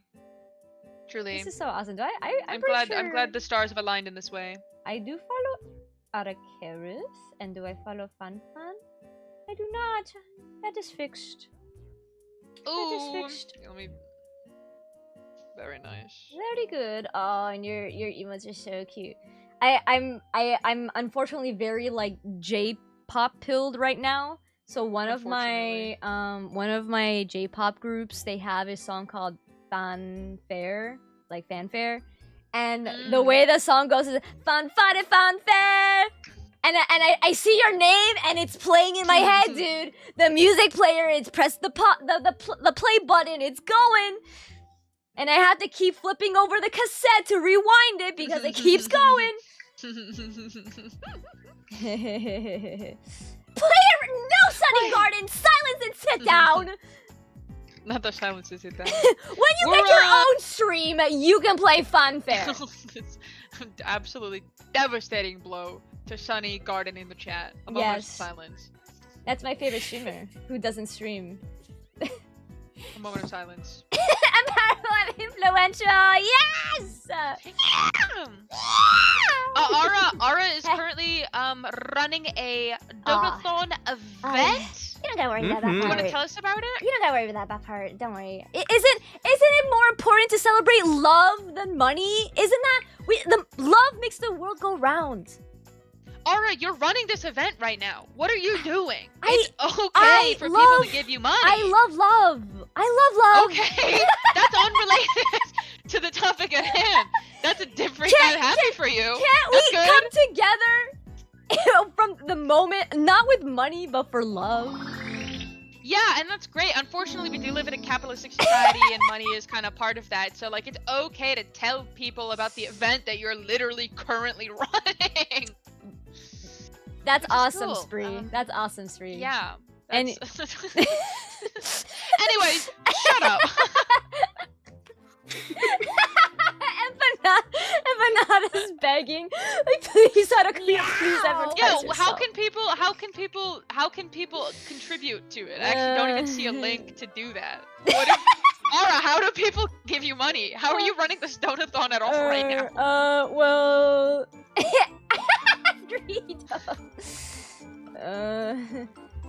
would you like chewed gum, limp arcade? Oh, give me the arcade! Give me the arcade token! Give me the arcade token! That's awesome!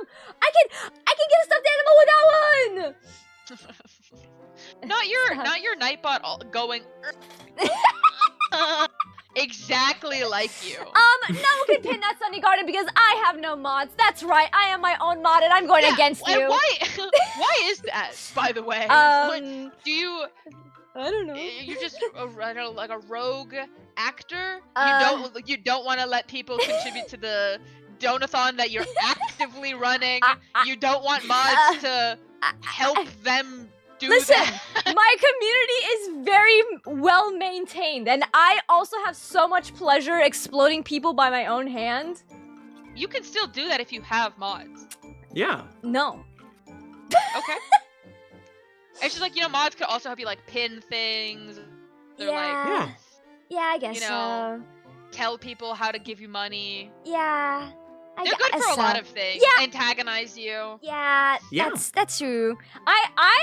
For me, it's not a matter that I don't... Like, I would like mods. All the people that I have just modded before were usually, like, my friends, so... And I don't want to force them to be here if they don't want to be here. And also, I feel like my community is very polite. To an extent, but like, Like polite within reason. Polite within reason. You know, they're very well maintained. If they're evil for a reason. And I'm like, haha, that's so funny, so true. Continue being evil, my lord. Not Saya going, Spree's mods exist almost exclusively to antagonize. That's okay. Okay, first of all, that's fair, but that's not that's not why I have them. If I had more ruckus of random people coming in being dangerous, I would be more willing to have mods. But that usually doesn't happen here. So I am very fine just kind of like just doing stuff by myself for the most part. Okay. Smiles at okay. you. Well, in that case, can you tell us about your donathon at all? Or because like a mod could do that if you had any. Yeah, I guess so. Now you have to. Thank you for looking, Maspersia. Thank you. My mod. Who's Yeah. that? Who's that? That sounded hot. That lurking person. Andy. Who's that lurking person? You can't just say that about chatters, Andy. That's inappropriate. I'm sorry. I'm a little bit parasocial. If you write parasocial in the chat, you get parasect. Ooh. That's awesome. But yeah, we are running a donathon to help me pay off for my computer. We have a couple incentives to do, which I forgot to put on the screen, so I will put it on right now. There we go. Everything that gets donated helps my computer, and any stretch goes into medical bill. You remember those tummy troubles I talked to you about? Yeah, that. Oh, yeah. Looping back around, circling back. Yeah, that one, yeah. Where are we at with these? We're currently at 43%. We're at a little under 1,000. Ooh, what snacks are you gonna taste test? I usually like going to the Asian market and I try to get fun snacks. Some that are either like fun in flavoring or something that I feel like I would really like. Last time we had some long man gummies. long man. Those were awesome. Very good. Sakura gumi. Very good. Very nice. We had some banana puffed, like these puffed, like kind of like corn puffed with banana flavoring. Very yummy. That would kill me. The one that killed me was these durian coconut roll up crispy rice snack things. I immediately tasted the durian, and it left a residue of a scent in my mouth for like the next 15 minutes. Not the durian vapor. Yeah. Well, they can't all be winners. That's the you know, if your risk tolerance is too low, you shouldn't be trying these snacks. That's true, but I think they are very fun, and I always try to make sure I have a person that I can give these snacks to, so that way they are not wasted in case I do not like them. Yeah, I think that's the way to do it, because it's, man, I'll never understand people who are like, I'm gonna get all of these things that I think I'm gonna hate. Yeah, the only time, like, if I generally dislike something, it's because I've just never had it before. Yeah. And it's because I want to try it to see if I like genuinely enjoy it. That's why I got the durian, because I never had durian before, and it had coconut, which I enjoy coconut, and it was in like one of those like little rolled up crispy things, and I'm like, I also enjoy those. I enjoy crunchy. You had 2 out of 3 really good kind of options there. Yeah. Fido's asking for you to tell us about your PC specs. My PC specs, Tuck's hair behind you. I have, frick, where is it? Oh, here. I have a, gaming desktop PC with an AMD Ryzen 9 7900X NVIDIA GeForce, 5080, 16 gigabytes, 32 gigabytes DDR5, and 2 terabytes NVMe SSD, if that means anything to anyone, ever. Said so many numbers and letters. Yeah, I'm so literally. So happy for you. I think Andy passed out from those numbers. Yeah. I really need to update my PC. she's old and wants me to put her down. Yeah. But I'm scared, so I keep not doing that. And the PC situation just keeps getting worse. So maybe it's You're a scary next. change always. You're next. Yeah. You're next in the rotation. I don't know about that. I think I'm gonna have to start streaming for my toaster. Yeah. Hi, Libby. Welcome. PC specs. Bifocals. That's good. Yeah. Yeah. Oh my god. Fan was like, I also have tummy troubles. It could be my period, or get this, food poisoning, which we talked about earlier in stream. You're among the food poison. Friends. You are joining me and 2 out of Andy. 3. You're joining Andy and I in the hospital as we are laying in the hospital heads and holding hands. Yeah. Yeah, they're not okay. I'm there. I'm bringing them a soup, begrudgingly. Oh yeah, but to the raiders, by the way, if you need to head on out, thank you for raiding in. If you'd like to hang out with us and continue chilling and vibing and listening to us, you can do that. But if you need to head out, also do that. Yeah, and if you have food poisoning, you can actually subscribe to get a kind of permanent buff against it the entire time that you're all right. subscribed. Roll d20. It's what I did. Roll d20. Roll d20. Spree, roll d20 in the chat. Just do exclamation mark d20. Okay, let's see. Dang it. You seem upset. No. No. No? No. Did you want me to die? No. No. No. Certainly not. No. No. Anyways, Fan said, thank you so much for being processing my sillies and Adakara for being my favorite one ever. I'm going to self-care myself. You're super fun and I hope you get cured from the blight. I will see you later. I'm going to eat your blight. Thank you. So that way you will be. See, that's how you get food nice. poisoning. No. That's how that keeps happening. No, this is what happens. We eat, each of us in a circle eat each other's blight. So that way the other person gets cured momentarily and then the other one gets an ailment, but then that's okay because the other person will eat it. Whoa. Perpetual Where do I blight. sign up? All right. Speaking of possible blight. Okay. Not really, but me, 30M, with my 24F wife. She wanted to bring egg rolls to Thanksgiving dinner with my family, and now we're having a huge fight. What subreddit is this? This is I think so. Okay. Oh, r/relationships. Okay. Okay. So here he goes. Yeah. Yeah.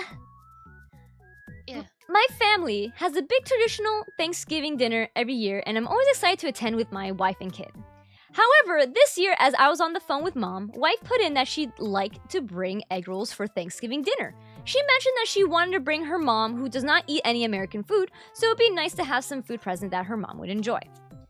After getting off the phone with my mom, I had a convo with wife. To clarify, I don't mind having other food present on Thanksgiving dinner, and I would love for her mom to attend and enjoy herself. However, I told my wife we can't just bring egg rolls to Thanksgiving because the point of the potluck is for everyone to contribute to the traditional Thanksgiving meal. So, I was planning to buy some pies too. Okay. Other people will not eat my egg rolls. You don't understand, wife. You're hurting everybody by bringing these egg rolls. My wife, where is my dry turkey and my slob of cranberry? Please, what about my old bread? Come on. My stale bread, wife. Wife. Somehow, this kicked off a huge fight. My wife said that it's ignorant for me to only want American food on Thanksgiving. I kept telling her I don't just want American food to the exclusion of everything else, but we do have to contribute to the traditional meal, because that's what everyone else is doing and expecting. My family is 75% Asian American, by the way, but we mostly do American food on Thanksgiving because it is an American holiday. All right. What does that matter? I mean, like, I don't understand why that matters, though. Like, I don't know their like home situation. I don't know the nuance here of like tradition or whatever. But like, I've never understood the idea of like we can only do one thing because this is what has always been done. You know, like I think it's if people will enjoy it and people will eat it, which I would if I saw some like tasty food that wasn't necessarily traditional, but it was something I liked. I'd be like, oh, thank God. Eat it up, eat it up. Yeah, I don't know. It's weird. Yeah, I feel like. Well, firstly, I will not make any commentary on like the thought of these relating to like American culture and behavior, because I want to be nice. You're allowed to judge it. It's okay. Listen, as a European, I was not born here. Okay, hate all you want. I will never call myself I don't think American. anyone in this call. I will just say, like, what the hell are traditions anyway? Like, are we doing that? Like, really? Especially like, Thanksgiving. Yeah, and like, also. That's yeah, a fake it's like holiday that we made up to make ourselves feel better about. Yeah, about the horrors of the U.S. Yeah. Even if it was in any other circumstance, it's like you're telling me like what the hell is cementing? Like what's so important and so like unmovable and unbreakable about these that you cannot like change the meat like that? Yeah, right. What? Like how? Because like I mean, in the end, like Thanksgiving, be it what it is still like supposed to be like, hey, the main point of it is we get together and we enjoy each other's company. Food is just like a part of like it's a mechanism for doing yeah, exactly. But traditions are essentially what you make them in the end. So like you as someone who is making your own family, right? You are including your wife, you have a child. You should start setting up your own traditions as well as you continue to build a family, and that way those kind of traditions can keep going forward. And since now your wife like a silly is tradition. yeah, my family for Christmas we would like to do silly gifts, and so along with like our normal gifts, we had one gift for every single person that was absolutely nonsensical, meant to be like hilarious, right? And that's how you kind of build up tradition. But now if you do not allow your wife that you supposedly love 5 ever, like to bring her culture to also enjoy it with her mom, like you're kind of like canceling her out.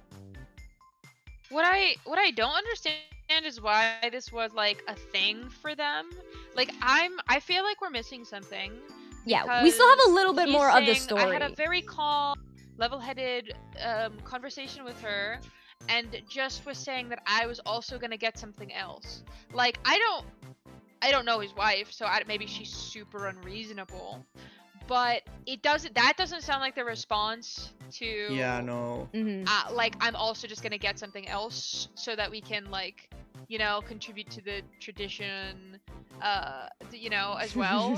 You know, like it's you know, like we could do one non-traditional thing and we can do one traditional thing, and like he's even saying he's gonna get that this store. So it almost feels like to me that she's getting upset not at the fact that he's suggesting that they also bring something else. It maybe feels like there was something in the way that things were communicated, or maybe he's like changing a couple of the details. Yeah, of course. Like we only have like these perspectives. So. Yeah.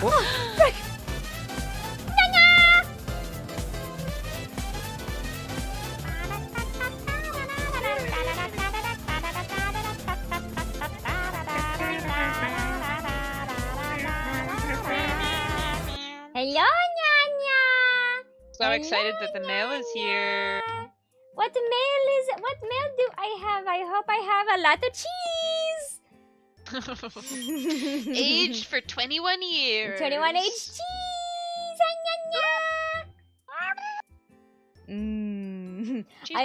I like that Fido is very, very endeared by the silly gifts. And I agree with you, Platypus. Bro, you don't love what your wife loves on a holiday? Kinda cringe.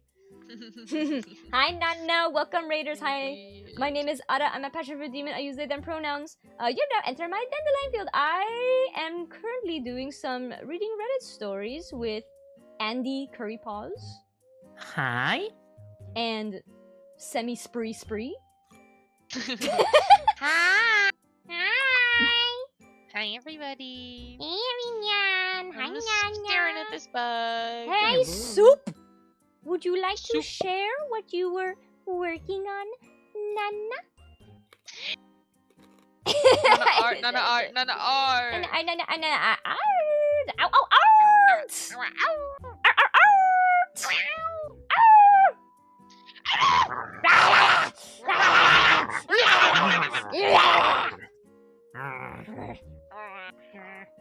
That's us fighting over the orange.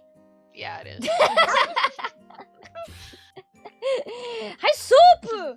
I was working on character design, but it's just Lana, so nothing crazy. I mean, if you want to share it still, you still can. If you do not want to, you do not have to. I will not force you if you want to chill and listen to our stories, because we speak so lovingly and so nice to each other at all times. It's true, so normal.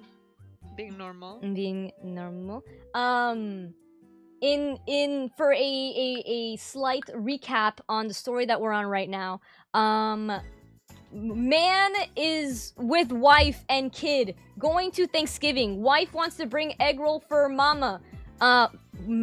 Husband is like, this is an American holiday. By the way, my family is 75% Asian American.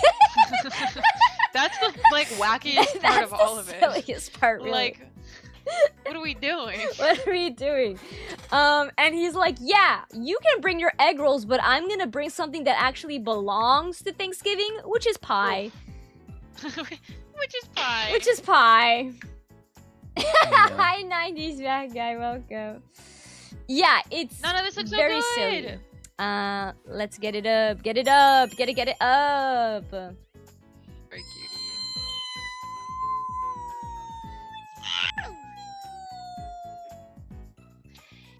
Oh, Yashimi Uni.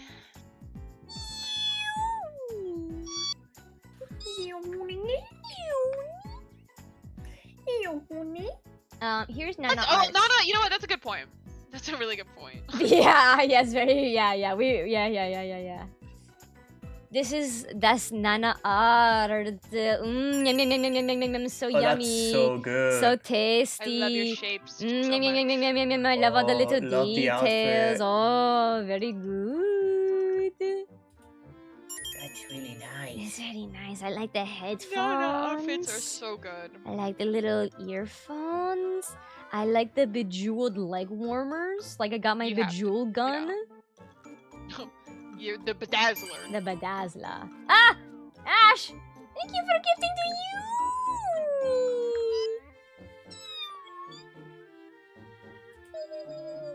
Yippee! Thank you, Nyana!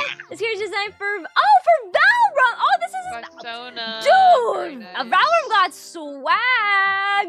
Truly. Watch out, Taijiro Nation. Taijiro Nation, run! In freaking shambles is rocking right now. Yeah. This is so awesome. Yeah, this looks great. Yeah, I do like the little... Yes, I do like the little lightnings shirt, in there. the top, very good. Ah, okay. We love fun inspo. Yay! Thank you, Nyanya. Thank you, Nyanya. If you need to raid and run, feel free to do so. If you like to hang out with us, also feel free to do so. Whatever it is that you need to do, okay? Andrew, this was also when I was very not. Yes, I can see it. Yeah. Oh my God, Nana! I meant to show you shoes. Shoes. There was a brand of Nikes, I think it was, that was essentially like hollow-fied Naruto shoes. They're called the Hydrogen Blue Football Gray Nike with W Air Max Halo. Wow, the SEO on that's great. Check this out. Daddy-san. Check that out. What are those? What are those? Look at that! Slime! Aren't they so cool? They're Slime! really fun. It's so I was looking pretty. actually at some really, really similar shoes when I was trying to get a 3D model. Oh. I really like this like form factor of like a chunky kind of platform with like a just little strappy so you can wear a cool sock. Yes, yes. Have you ever? I feel like you would rock. Okay, this is a very specific vision in my mind. Okay. I think you would rock semi-transparent socks with polka dots with a slight frill on top. Somehow before you said that I knew exactly what you were thinking. Like I read your mind. I don't know. That's never happened to me before that I was able to know exactly what you were gonna say before you said anything. But thank you. I'll take that. I became the That does sound very Weevil. Spree-core. I became the Weevil on the desk for a second. Yeah, you did. I know what you are. Evil. Well, though, yeah. But yeah, I feel like that's like the type of sock that you would wear with these. Yeah. And it's a very light pink, slight transparency. Like a pink Gentle. almost into like a beige, a very gentle one, yes. A warm. Yes, yes. Yeah. Yes. Okay. Fido wants to know if Nike lets you drink the heel liquid. It's the question on everybody's mind. Ooh, I have shoes that have tea in them. Man, I saw some shoes with like a goldfish inside, not real, and I wanted them so bad. Let me see. Green tea shoes. I'm gonna send you the goldfish shoes. These are my shoes. I have to actually clean them up because they're kind of dirty right now. But these are very cool. They fit very nice, and also they give you 2 types of laces. Check this out, guys. Check that out. It has this star is filled with liquid and like tea inside. Oh my god. And I got it on sale. Oh, we love a sale. It's but it was a specific sale only for my size. My size. Oh. That's great. It was made to be. It was meant to be. Yep. Yeah, if anyone These are very you. thank you. I've been into the kind of like green kind of shoe vibe. I could see that. Oh, really? How could you tell? Okay, I had a sense for this. Yeah, if you want this shoe, sorry, you're gonna have to pay 150. I did not pay that price, but you do have to. Well, I paid $32. That's a wild That's sale. wow.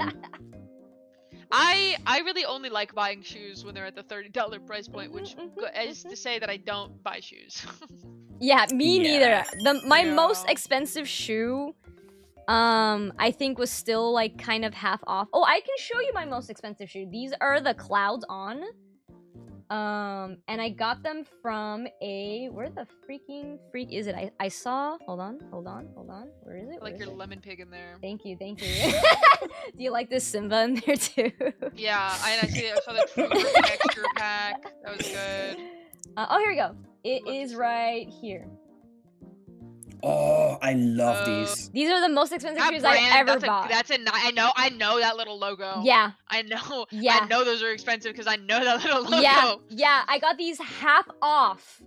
Very nice. I think originally they were like 150 something, and I got them for around 70.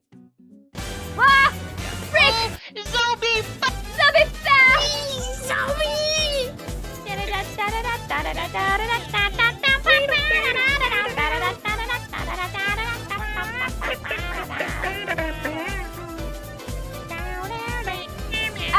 You caught me with my shoes out!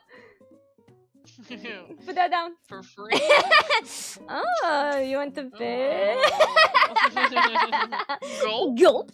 Welcome in, Raiders. Hi, Arinya. My name is Ara. I'm a passion fruit demon. I use they, them pronouns. You have now entered my dandelion field. We're currently doing some Reddit story readings, and I have some guests. I have Andy CurryPaws. Wow. Oh my god. Hello. I have Herb Cookie.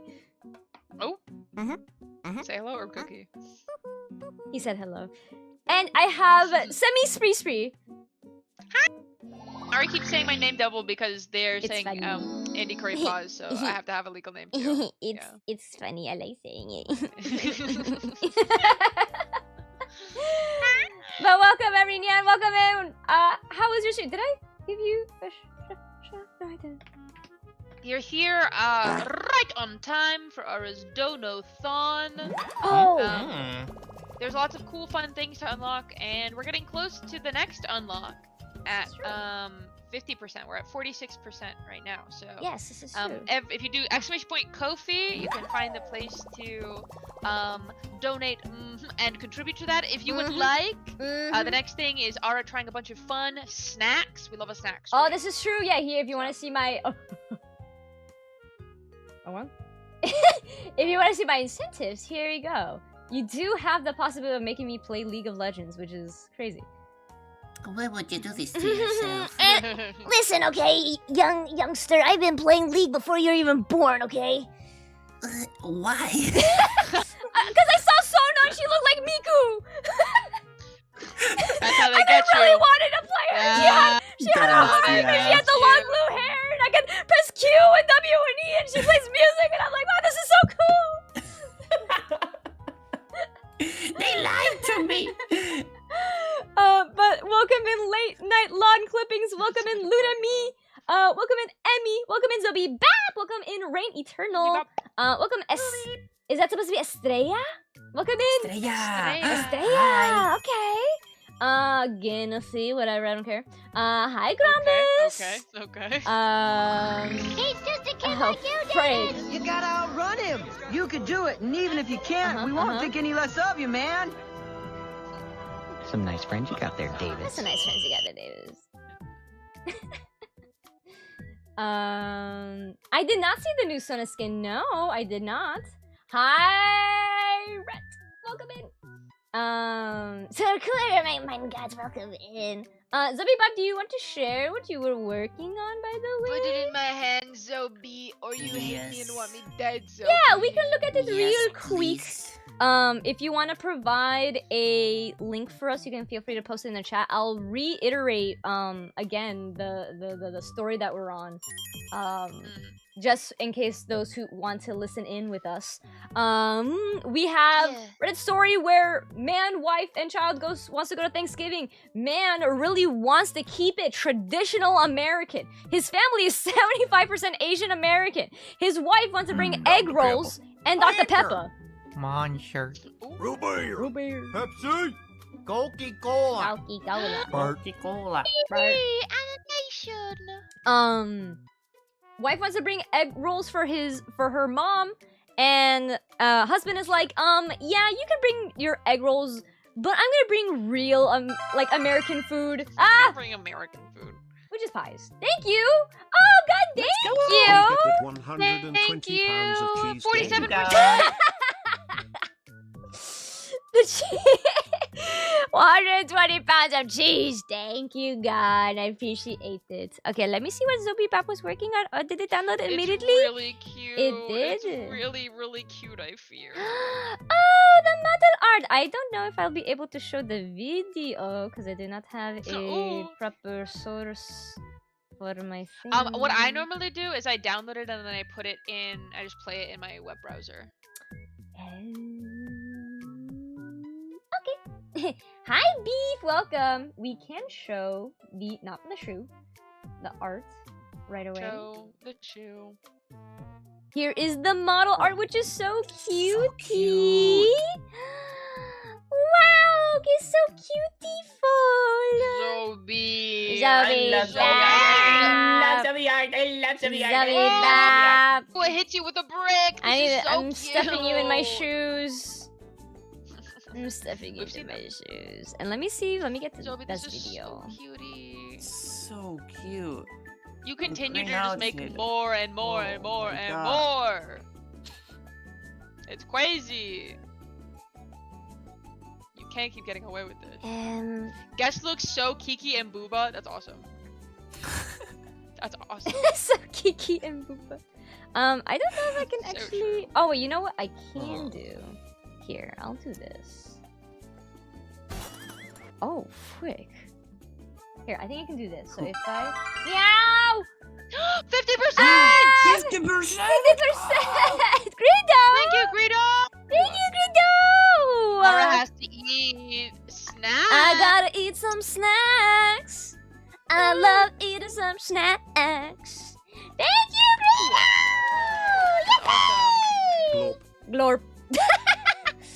true. Lorp.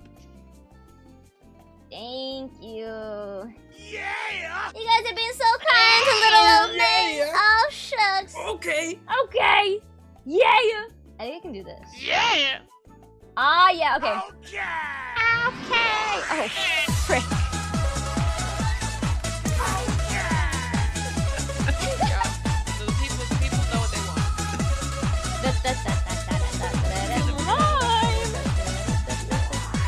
Nail. Thank you. Put some meows in the chat. So true. Why? The intensity, the craziness, the craziness, the craziness, the craziness. Ah! Ah! Yeah. Look what you've done! Yeah. You told them to Yeah. start stimming! Yeah. You're stimming! Stim! They're stimming! Oh, frick. Well, here's Zobi's little animation.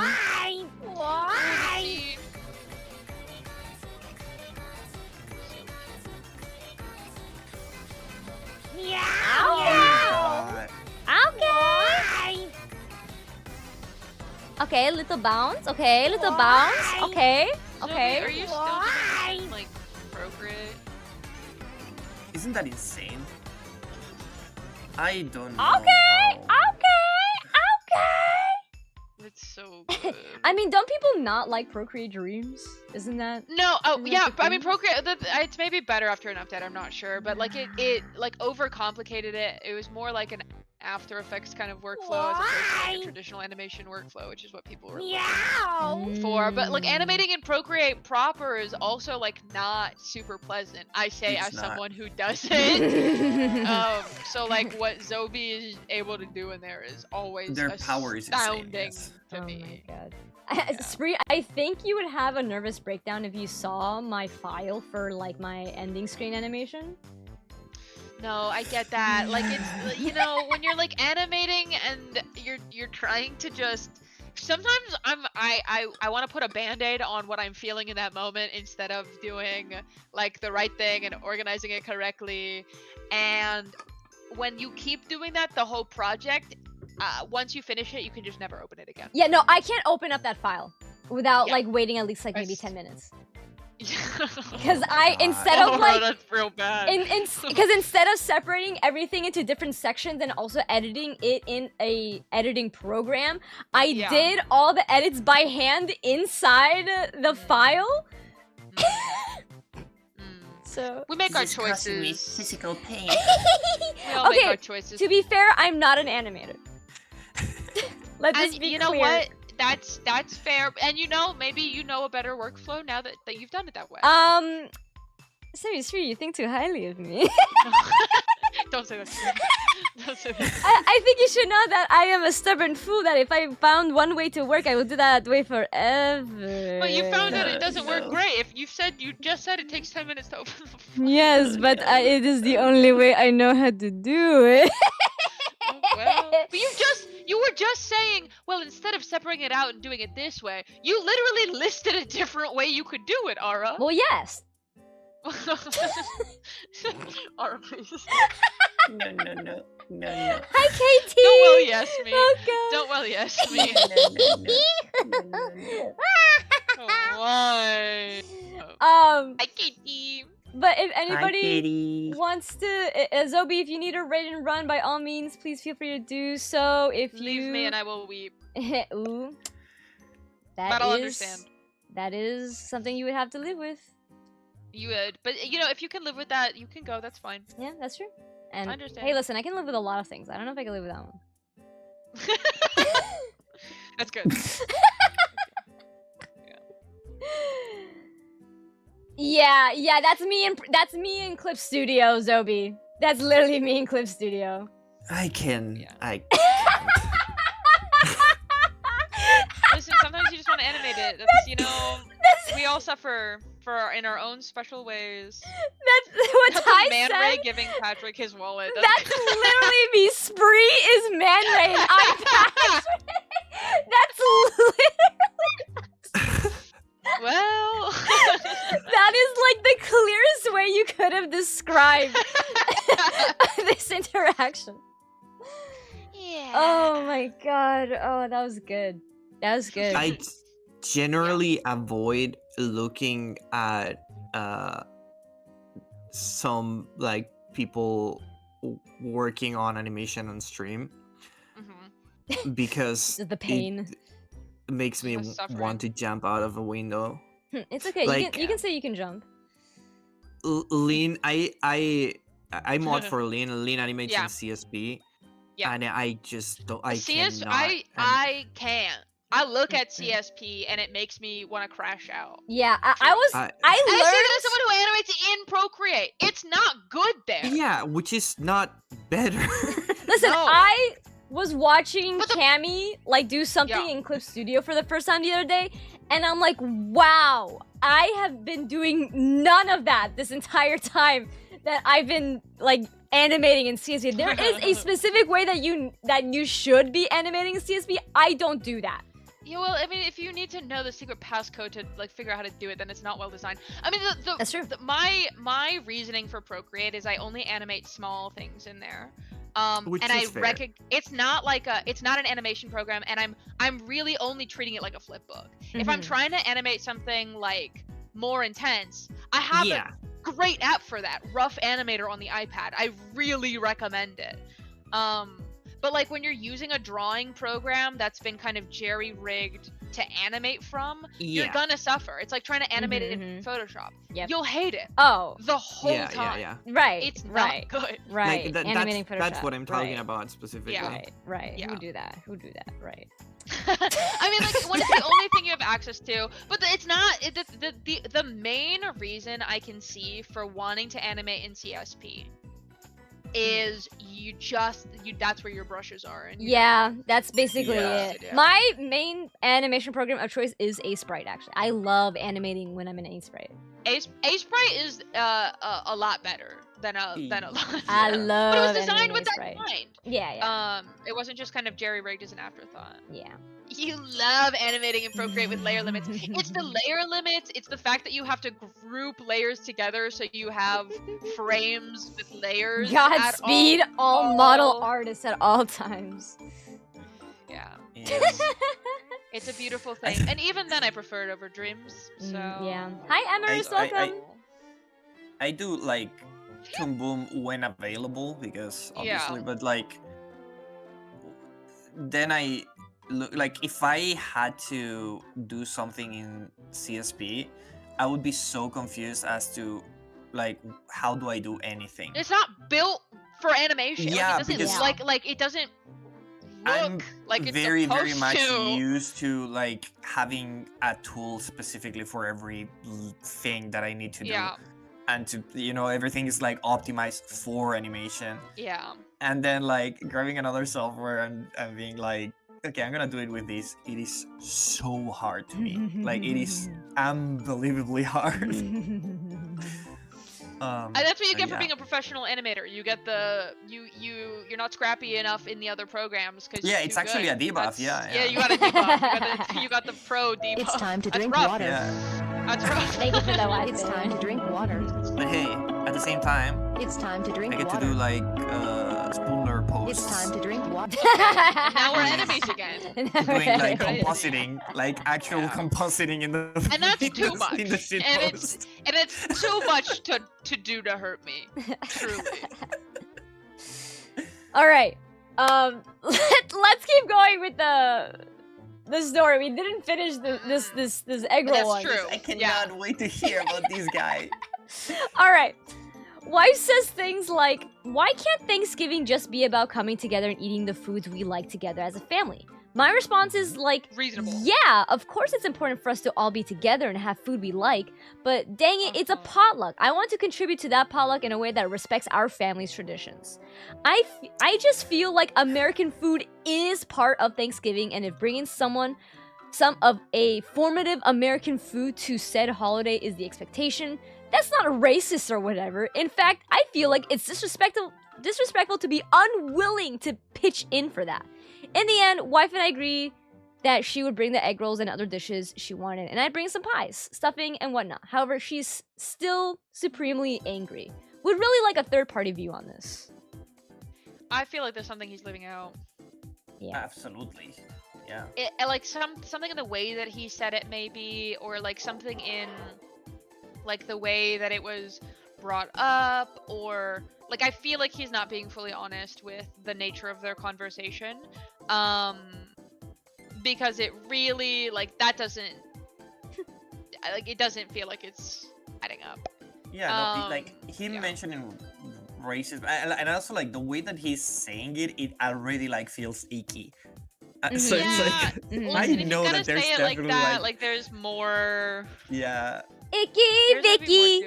Icky Vicky. I want an update from the wife. I want. That's what I'm saying, Miss. Why don't they just start a new tradition?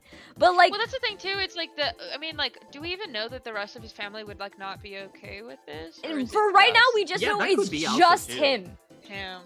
It's just him. Cause like, listen, if I feel like, okay, I get kind of like the thing, like, okay, we came over to America to have a better life, and so we should kind of follow their traditions and whatnot. So like, maybe some people take the idea of Thanksgiving a little bit too seriously. But if 75% of your family is Asian American, I'm sure no one would really be that pressed. Or at least like most people would not be that pressed about bringing in some other like cultural foods, right? Yeah, and again, it just feels weird. Like it doesn't, from what little he's described of her, it doesn't feel like something she would be weirdly upset about if he's just like, yeah, absolutely, let's do that, and like I also just want to bring a pie. You know? Like if you love pie, then bring your freaking pie. Yeah. If you want to chow down on that pumpkin pie, no one's stopping you, dog. But like to refute, like including your family. Yeah, I don't know. It's weird. I feel like there's something that's missing here, and I feel like he's being disingenuous. Like when people like leave out stories so that you side with them because it's the only reasonable explanation, but like because of how they've said it, it just feels like you can tell that they're leaving something out. Well, good thing that there is an update. Yeah. Let's hear it. Okay. It only took the first few responses to roll in for me to realize I was in the wrong. Oh? Development!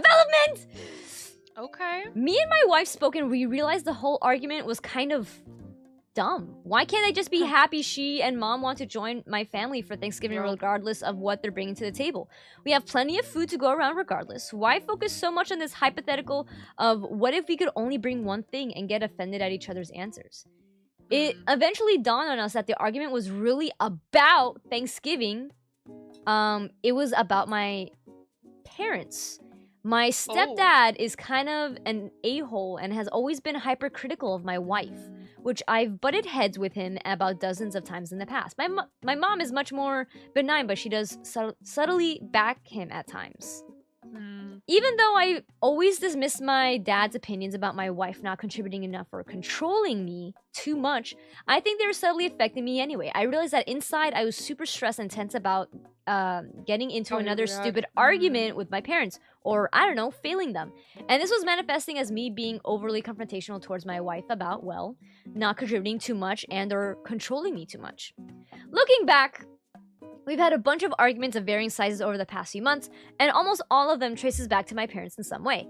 That's the reason we were both getting increasingly stubborn and these petty issues. She could sense me being weird about and out of character, and I was letting my parents' pressure work through me. After explaining all this with wife, I got on the phone with mom and just laid everything out. We had a great talk and she reassured me that she doesn't give a frick about the food. She just wants wife and mom-in-law to have a great time and enjoy themselves around my side of the family. Stepdad is another story, but whatever, frick his opinion. Me and my wife both apologized for blowing things out of proportion, and I admitted I was in the wrong. We both feel much better now, and we've agreed to try and do an emotional reset. I'm still bringing pie and stuffing, but it's more for me, and I honestly don't care what wife brings or doesn't bring as long as she shows up and has a good time. I'm shocked. Man is self-aware. Headliner news. That's surprising. Yeah, I mean, like, and it's so... I mean, and I'm glad, you know, because these never turn out this way, but I'm glad that they were able to, like, see that it was dumb, and that it wasn't about the food, because I feel like most people never get there. Most people never get there. They might get to this argument was dumb, but so many people never get to what this argument was actually about was my parents. My parental upbringing. Yeah, which like I have to say, like good ending, but also it was fully on you. Like this guy was trying to predict what the response of the parents was gonna be. So it's like the impediment was being him. Like he was, which I feel like in this situation is like, well, don't do that. Like support your wife if you're like wanting to support her. And then if your parents say something out of line, then like talk to your parents and confront them about it. But like you are making the problem before it is a problem. Yeah, for sure. You know, I think it was, what it sounds like is that it was a subconscious like stress response as opposed to definitely. like, and so I think that like knowing that is going on now hopefully will allow them to like be more kind of conscious of this happening and like not perpetuating these choices and continuing to do this. Yeah. But I'm just like, it's awesome that he like owned up to it, said even he was absolutely. in the wrong. That's man so is wrong. refreshing. Headliner number 2. That is not a common outcome on Reddit. Also, hi Moth Mallows, welcome in. Thank you. Welcome in. It's nice to see you. Yeah. I'm just saying that because also like the thing about like, oh yeah, like my parents have been like, especially my dad has been like this before, and I've been dismissive about it. It's like, well, when it comes to the point where like you are making the choice to try to avoid doing something because you know he's gonna be a problem about it, it's like at that point you probably should have talked to him already about it and be like, hey, what's going on? Or like if this is a reoccurring thing and it's not gonna get any better, like you should really not care about it anymore. Because like obviously there's no point in change if like they're not willing. I mean, I agree. It sounds to me though like it's like it wasn't a conscious thing, like it doesn't sound to me, absolutely. like he was like, well, my parents are gonna be an issue about this. It sounds more like maybe there was like a subconscious kind of just what's the word, resistance to the idea of her doing something that he maybe didn't understand where it was coming from until they like talked about it and were able to kind of bring it to the forefront. But I'll also say that there's like some people that doesn't matter if you talk to them about it, they're still just gonna be kind of jerks. And so I mean, it sounds like he's maybe tried in the past, and because it's the man married to his mom, he doesn't have a ton of options. But I don't know. Like I give him like the benefit of the doubt because good ending and like actually like owned up to it and all that. But I guess I'm just saying that because like I've met people like that you will be like trying to do something and they will be like, no, but that's gonna be a problem. It's like, is it though? Like who? What? Yeah. Because they were thinking about, oh, it's this other thing is gonna happen, and it's like fully in their head. It's like, well, like it's not no, I get like that. I get like that because I think just like I get stuck on a certain path, and it definitely has to do with the autism. And anxiety. Yeah, and anxiety, because it's like I follow a certain path in my head, and then as soon as that certain path gets like strayed, I'm like panicking because I'm like, that's not what's supposed to happen. It's not going in the way that I need it to. It's one of my scenario. It's one of my scenarios in my mind, and it's not going in the way that it's supposed to. So now I don't know what to do with myself. Yeah. It's difficult. It's difficult when you make all the plans in your head and then things don't happen. And then like the entire story you make you plan every hour of every day, and suddenly like one of the hours of the 12 hours is not the way that you planned it, and now you're stumped. And now you can't do anything. You have to lay on the ground for a bit. Yeah. That's how it Especially goes. with like family in the equation too. It's like you don't want. Yeah. You know. I'm it's thankful like, that like my mom hasn't always been like the best mom, but she is a good mom, right? Like she's always generally been like really like easy to like be with, and she and me in my adult life, I have a really good relationship with my mom. Not that I never didn't, but you know when you're like young and you live in your parents' house, it's like it's a little bit different, right? Because you're a kid and you want to do whatever you want. But I wasn't that rambunctious. Like I again. Played League since 2013. My mom almost like begged me to go outside sometimes, because I would literally just play games, but then the moments that like I kind of strayed from like her norm, she would kind of be a little bit more strict, because it's like, wow, like I'm not used to this from you, and so now I feel like I have to kind of put my foot down a lot more, especially also living in a house that wasn't technically ours. Like we lived in my stepdad's house. My mom got remarried, and so like she wanted to respect the rules of my stepdad. And I have a great relationship with my stepdad as well. There's no problem there. Now my dad is like who I would have to deal with in this situation, where I'm like I'd have to worry about like what he's gonna say. But at this point, he's told me so many things so many times that I just don't listen anymore. Well, and that's one way to go about that. Yeah. Yeah. Oh, hi,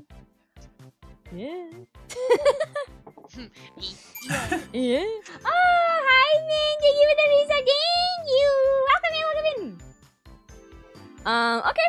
Yeah, that was a surprising ending. I'm never assuming it's gonna be a good ending. Ever. Yeah. Always negative. Okay. People don't self-actualize, so it's surprising when it happens. Yeah. Our next story has a very I saw this title and I'm like, okay. Sure. Okay. It's interesting. Title. Washing girlfriend's undies?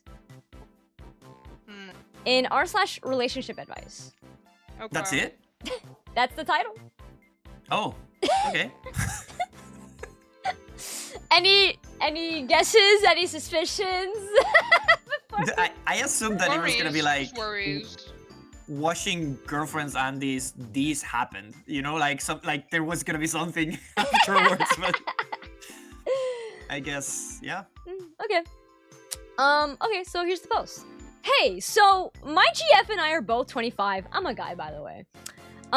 We've been dating for 3 years, and she's a nurse and has been super busy and stressed lately, so she hasn't really had time to do laundry or her chores.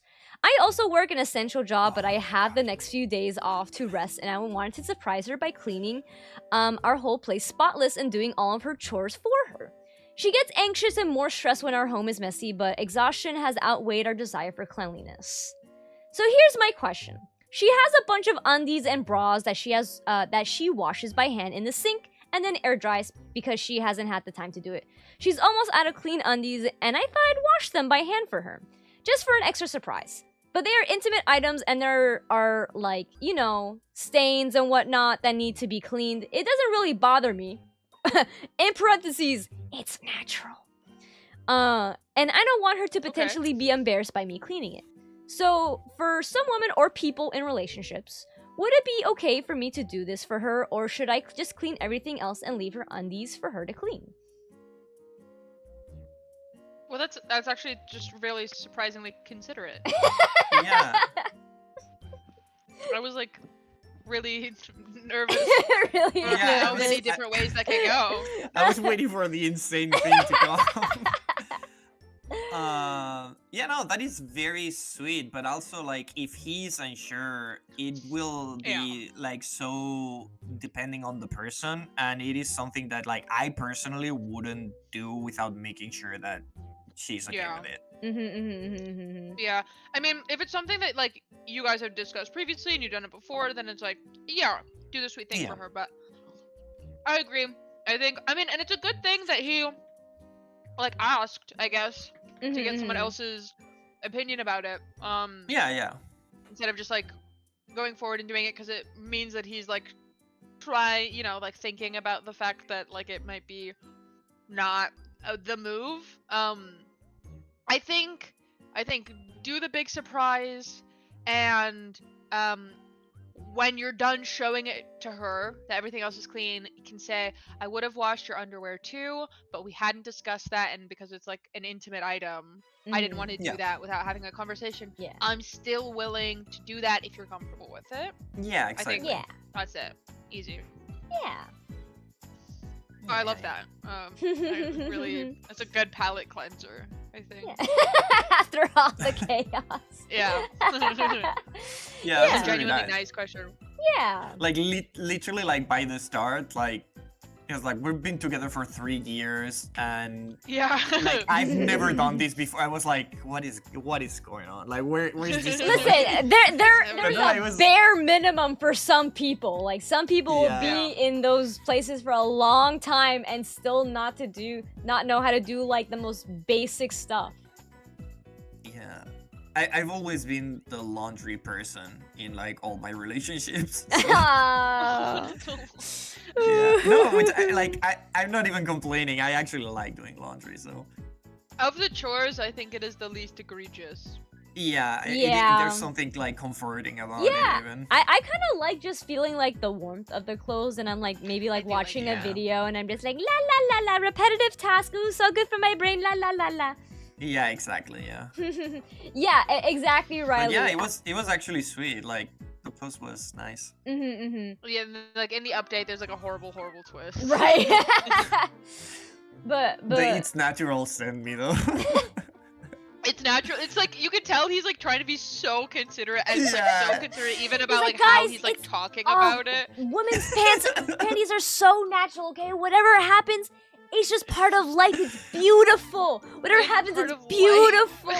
Life is beautiful. Like, it's the kind of annotation that like in so many other contexts it would be like the biggest ick, and here it was like, oh, okay. It's like sweet man. This is being a little guy.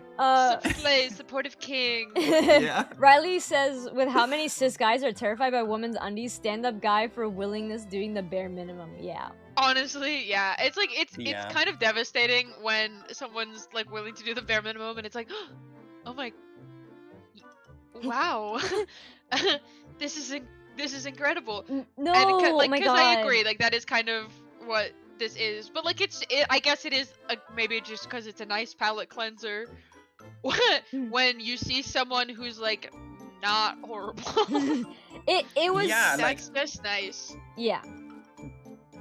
There's so many places where you could have stopped. Like that's the thing. It's like I was surprised to also like see him like he's going fully through it, you know, like he's asking because he wants to do it. Like I know so many guys, like there's been so many guys in my life that would have been like, oh, I don't know how to do this, and just like leave it at weaponizing that, you know? Yeah, so it's like yeah, no, he's doing an effort. It's okay, like, you know. Yeah, he's just trying to figure out if it's the appropriate thing to do. Yeah, exactly.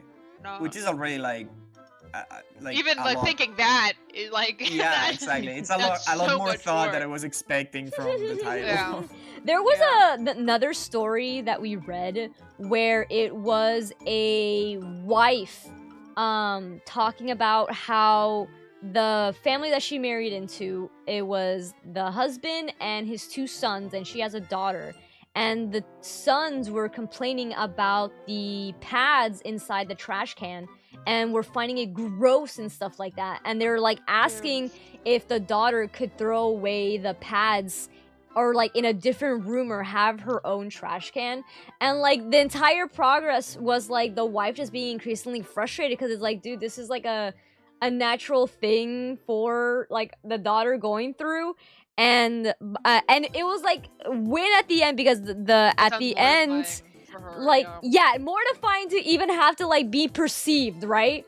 Yeah. But then the wife like ended up talking to the dad, and the dad like realized how like off he was, Yeah. and he like went out of his way to like actually teach his sons about like, you know, menstrual products and people who have uteruses and bleed out of their against their will, you know, their organ ripping itself apart on the monthly, and on how the that's monthly, already sometimes horrible more enough. for some people.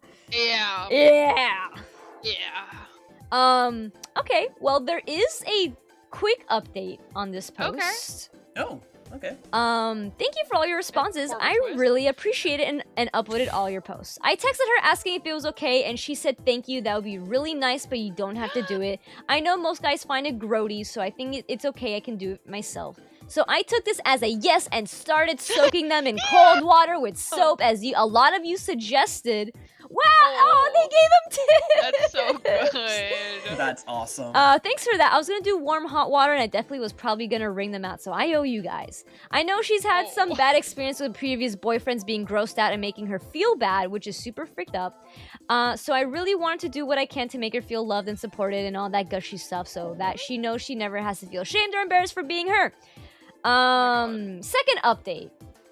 I know it's soon, but holy freak, this blew up fast. I want to say thank you, amazing Redditors, for all the words and all the kind words. Secondly, it's truly heartbreaking how many people said that they cried or wished they had someone like this, or that more men should be like this. I want to apologize on the behalf of men. Oh my god. Okay. I love this guy, actually. Who have let women down in that department, as well as a lot of other departments. So, guys, it's so frick that women have to deal with society. And they have to deal with No, he's right. periods. Speak on it. It's so frick that you have to go through something that you don't get a choice in, and that so many other people make you feel gross or lesser for it. I'm sorry you've all had to experience that. I know there's a lot of really important discussions happening right now, and I wouldn't want to take them away from them, but at the same time, hashtag teach kids sex ed, bloody undies and unashamed, hashtag be decent, hashtag stop shaming, start washing. Stop shaming, start washing rocks. That's awesome. And as a final note, also, I did wash / soak them in a sink, and yes, I thoroughly washed the sink before I cleaned the undies. They're currently hanging to dry, and the bras are soaking. Very nice. That's so awesome. literally Funny. perfect ending. That is so funny. That's Hashtag so nice. stop shaming, start washing. Start washing. Get on it. Hi, Sugar. Hello, Sugar. Hi. I hope you're doing good. Welcome. No. Did I miss anybody? Oh, nice. But yeah, that's banger. I think we all need stop shaming, start washing. True. Guys, can we get some hashtag stop shaming, start washing? Thank you. Look, Sio's already on it. On it. Great. I mean, what I really appreciated was him kind of acknowledging that like there's a level of shame that comes along with like, I don't know, having to deal with those kinds of hygiene products when you're already not having a great time. Yeah. And like the shame that, I don't know, like a lot of people have to face kind of in relationships with I don't know, unempathetic partners regarding that. And so again, I think part of what's just really refreshing about this is like it again is the bare minimum for like being a decent partner is like not wanting to humiliate your partner over a bodily function. However, a lot of people miss that anyway, so it's heartening to hear. I mean, I'm very lucky, obviously, that I have a wonderful partner who's really incredible and normal. But like not everybody is that. Like I've seen like I've talked to so many friends who are like talking me through their horror stories, and they're like still with the person. I'm like, what the fuck are you doing? You can't. Yeah. Go on, get. Be free. Yeah. You need to not. Yeah. Yeah, like he was like, because he not only was considerate of like, oh, I want to do this for her, but also like the fact that he didn't want to overstep too, because like like other people could also be in you know, like, oh, I want to do this, and then like not ask, and maybe it would have been a problem. you know, because it's considerate all the way down. Yeah, exactly. Yeah. And then like when he asked, like that was another opportunity to be like, oh, okay, she said that it doesn't matter, you know, like he could have like dropped it there. But he was like, no, I took it as a yes, you know, like she said it's okay, but like which it was, obviously she was trying to be very polite with him. It's like, no, as long as she's comfortable with it, then I can do it. Very nice. Yeah, that is awesome. Marry that guy for sure. That's the keeper. All right. We have so I technically have 2 more stories. I don't know, and the possibility of importing bees to Uruguay. Always. That's so always I don't know where you guys are at. We're at like 2 hours 36. Are you guys still good to keep on going for like a little bit more? Well, Andy is the one who's in a much later time zone, so I will stop when you kick me out of here. So maybe we do like one more story then? Is that a good like? Well, let's see how long this one takes. This one doesn't look too long. Okay. I think it'll be the bees that will really be the question at the end. Okay. All right. So, WIBTA? Which is what? WIBTA? I'm running it out. WIBTA. Would I be the asshole? Okay. Would I be the asshole? Pursuing my friend when she didn't come to my wedding. Alright. What do you mean pursuing? What does that mean? Pursuing my friend when she didn't come to my wedding. Oh, so for suing. I thought you said pursuing. No. Yeah. Suing. Like, Phoenix, right? Objection! Pursuing her. It's time to drink you water. would. I feel like you would be the asshole for suing It's your time friend. to drink water. Not coming to your wedding. Unless that's not It's time to drink all there water. is to it, but... Well, let's see. Pay attention to this one, Spree. Just in case. Yeah, Andy? You're gonna catch Andy with the Wheeze shield. What? Yeah. The cheese wheel. Yeah.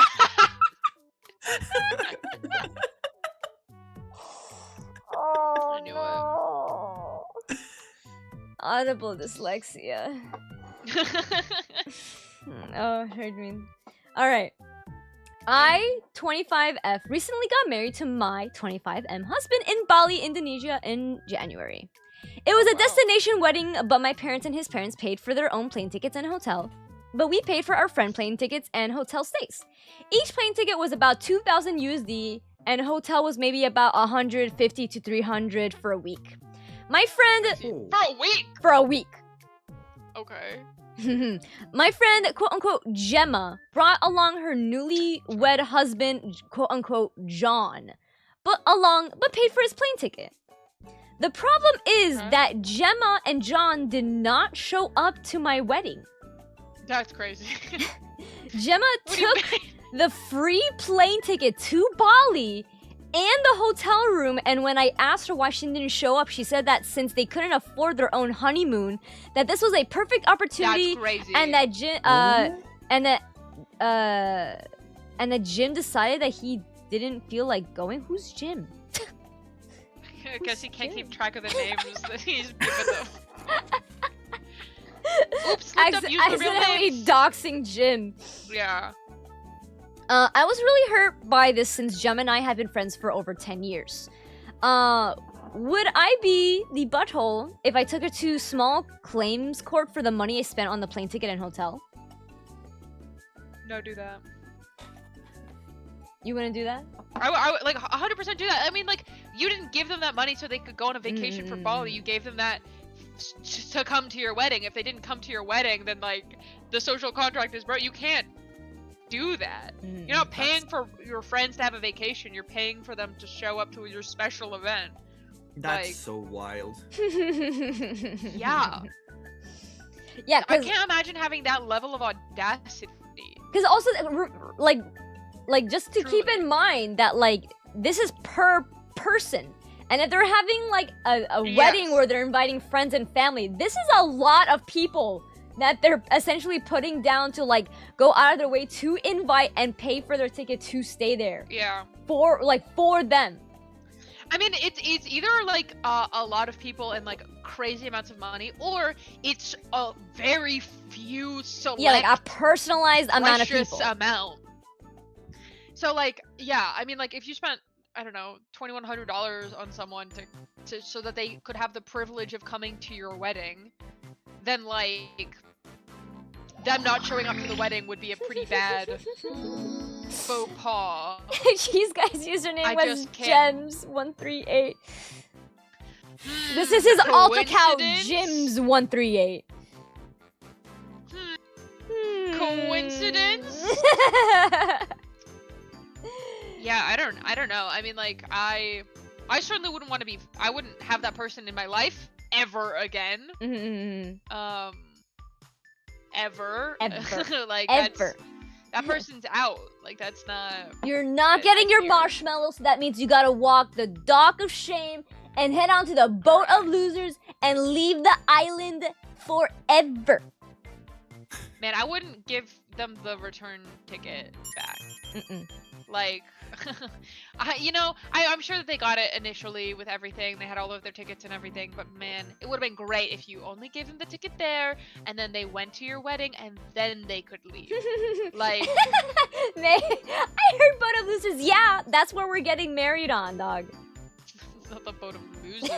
The thing is, too, she like paid for her husband to fly over. Yes. So like they had at least the 2K. No, they BOGO'd it. They BOGO'd it. Buy one get one free. Yeah. I don't know, man. I don't know. That's Nothing like, beats a Jet 2 holiday. Nothing beats a Jet 2 holiday. I don't know. Well, what were you crazy. saying? No, I don't remember.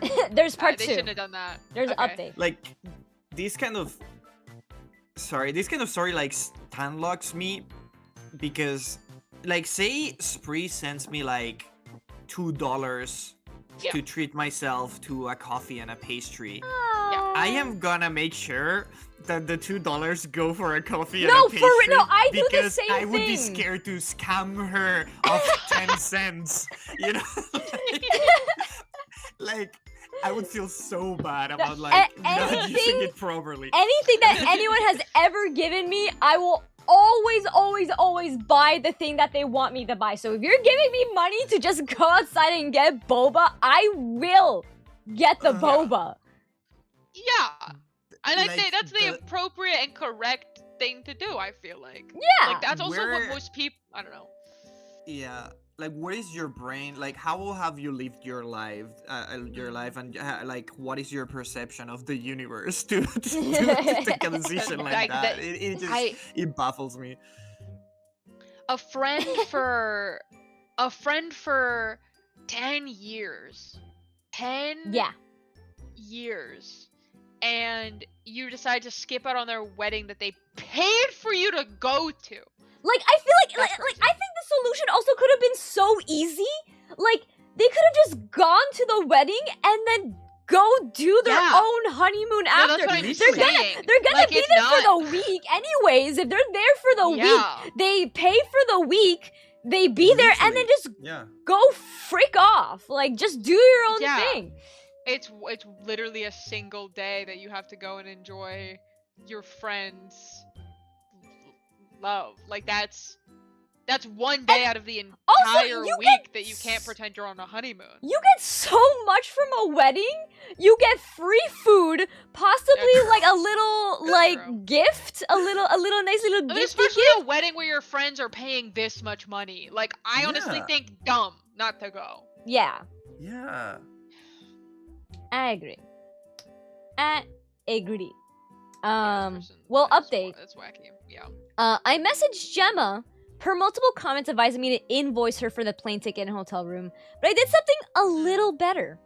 I wanted to get proof, so if I had to go to court, it would be easier to win. I messaged her this. Okay. Hey, sorry for being so distant, but I just wanted to talk to you about Bali. I'm heard that you didn't show up to the ceremony. I pulled a lot of strings to ensure that you could come, and then you didn't show up. Do you think I paid for the trip just so you could honeymoon with John? She replied, a trap. She replied, I've missed you a lot, and I know the trip was for your wedding, but John didn't want to go because he felt like your wedding ruined the illusion of the trip being our honeymoon and that you'd understand. I replied, okay, so John's crazy. I replied, no, I don't understand. You took advantage of me, and that's not what real friends do. So I'm sending you an invoice of $2,387.53 for the cost of the plane ticket and hotel room. I will give you 30 days, and after that, I will be taking legal action. Good. I received no response. Her ass. Oh! But she's been posting subliminal quotes on Instagram that are along the lines of entitled friends and having snakes in your life. Oh my gosh. Are you kidding me? When you throw shade to your friends on your public account. Friend? Yeah, the soul sent them out. That is awesome, so actually. funny. That is so fun. I'm imagining those It's Facebook always... memes. It's like in like a sepia tone, and it has like the big like Arial text on it. Yeah. It's like no one ever understands me. I thought I had true friends in my life. I guess they're just haters. They hate love. The people who do that they're always the people who are being like evil. Actually being evil. That is stuff that you do in middle school and high school. Like you are 25 years old. Also, like doing that after you are notified that you're gonna get sued. You know, it's that's. I mean, because me personally, I'd be saving every single one of those, bringing them up to court just to show off, just to Your Honor, and you won't believe what they posted on Instagram. And it's just this, okay, and you can screenshot everything on Instagram, dog. Yeah. I can't imagine. Do we have another update? Did they get sued? Please? There is update part 2. Oh! Okay. Let's go. All right. Update part 2. Hi, Grimmy! That's the update, actually. Okay. Yeah, this is Hi, Grimmy. Thank you. I didn't think this could get worse, but here we are. I didn't respond to any of the subliminal messages she posted about me on social media, and I've been very quiet while I've been getting my dunks in a row for the litigation. But this past Friday, she sent me a 3-page audit of financial and emotional contributions from 2015 to present. That's crazy. That's crazy. Emotional is crazy. Come on. I wish I was joking. So for real. The audit. Be so for real. She itemized every dinner or lunch we've ever ate together. She estimated $18 per meal. Gas money for driving to and from hangouts. A birthday gift from 2017 that she now claims she went into debt for. Time spent emotionally supporting me after my dad passed. She says she took on the role of a grief counselor for me, even though I talked to her on the phone about it once for 30 minutes. One time she helped me move apartments. She wants to be paid for her labor. And an emotional distress caused by me threatening litigation. Her grand total, take her to court. $2,412.09, which is conveniently within $25 of what I invoiced her. She then told me that if we're really keeping score, that I actually owe her $24.56. Take her to court. The judge is gonna laugh her out of the courtroom. Take her to court yesterday. Oh my gosh. I think I stared at the document for 10 minutes in silence and shock from the audacity because this girl is delusional. To clarify, I never asked for her to cook for me. While I was in college, she did pay for lunches, but when I definitely returned the favor big time once I graduated. I bought her many gifts over the years. I've let her stay in my house several times when she and John argued, and I've also lended a shoulder for her to cry on when she had difficult times in life. But apparently being a friend is now billable. I decided to give the message a thumbs down because if I respond, I will be extremely disrespected with anger that I'm facing. I cannot wait for 30 days to be over because I will be suing the freak out of her. Yes. Yes. Can we get some claps? Can we get some claps on that? Please, claps for that. That's crazy. Also, saying you took on the role of a grief counselor when he talked to you on the phone for 30 minutes is... minutes is like me sending a voice message to my friends in the morning when I wake up. Dude. Yeah. Like, a judge is gonna, like, come on. Be so for real. Be so for real. You're an adult. You didn't go to their wedding. Like, what do you mean? You didn't go to their wedding. The planned They paid wedding. for you to go to their wedding. You wasted $2,000 of their dollars going on a fake honeymoon that you and your husband planned Also, together. why? What was the basis of charging everything? By the way, like, what was the charge in being a grief counselor? What's the charge in being like paid for labor? For gas money, for all the meals, anything she could. She was pulling. She was like, I gotta just make sure it's the same number. You know what surprised me? That like she was definitely like trying to inflate the number and like make it look bigger, and it still felt like very little for 10 years of friendship. Like, like I was expecting a huge, huge amount, and it was like, oh, okay. Yeah, I don't know. People like this, eventually will show themselves as being like this. It's just a bummer you have to wait 10 years and invite her to your wedding to see this. Yeah, no, that is the worst part, really. Yeah. Like, realizing that after 10 years is kind of insane. Yeah. But, yeah. Do we have another update? Did you get sued? No, that's it. That's the end of it. It's relatively fresh. It's from 12 days ago, so. Oh. Okay, so there's time. So there is technically time to get further updates in the future. But for right now there is nothing there for them. Love that. Yeah. Can't wait for more. I hope it goes to court. That would be so awesome. Yeah. I hope 100%. It goes. Some people need to be taken to court. You know what? I hope the trial is available to watch. I think she should do the same thing back, right? Because if she's gonna itemize everything from 10 years, like the original poster should also do the same thing. So now it goes back to, like, you know, okay, you itemized me. Okay, so now here's your itemized bill for everything you did to me. Yeah, it is really silly to think that, like, only one of you could create a fake bill. Right? Yeah. like that. Yeah, that's kind of like the point that I was trying to make. It's like you were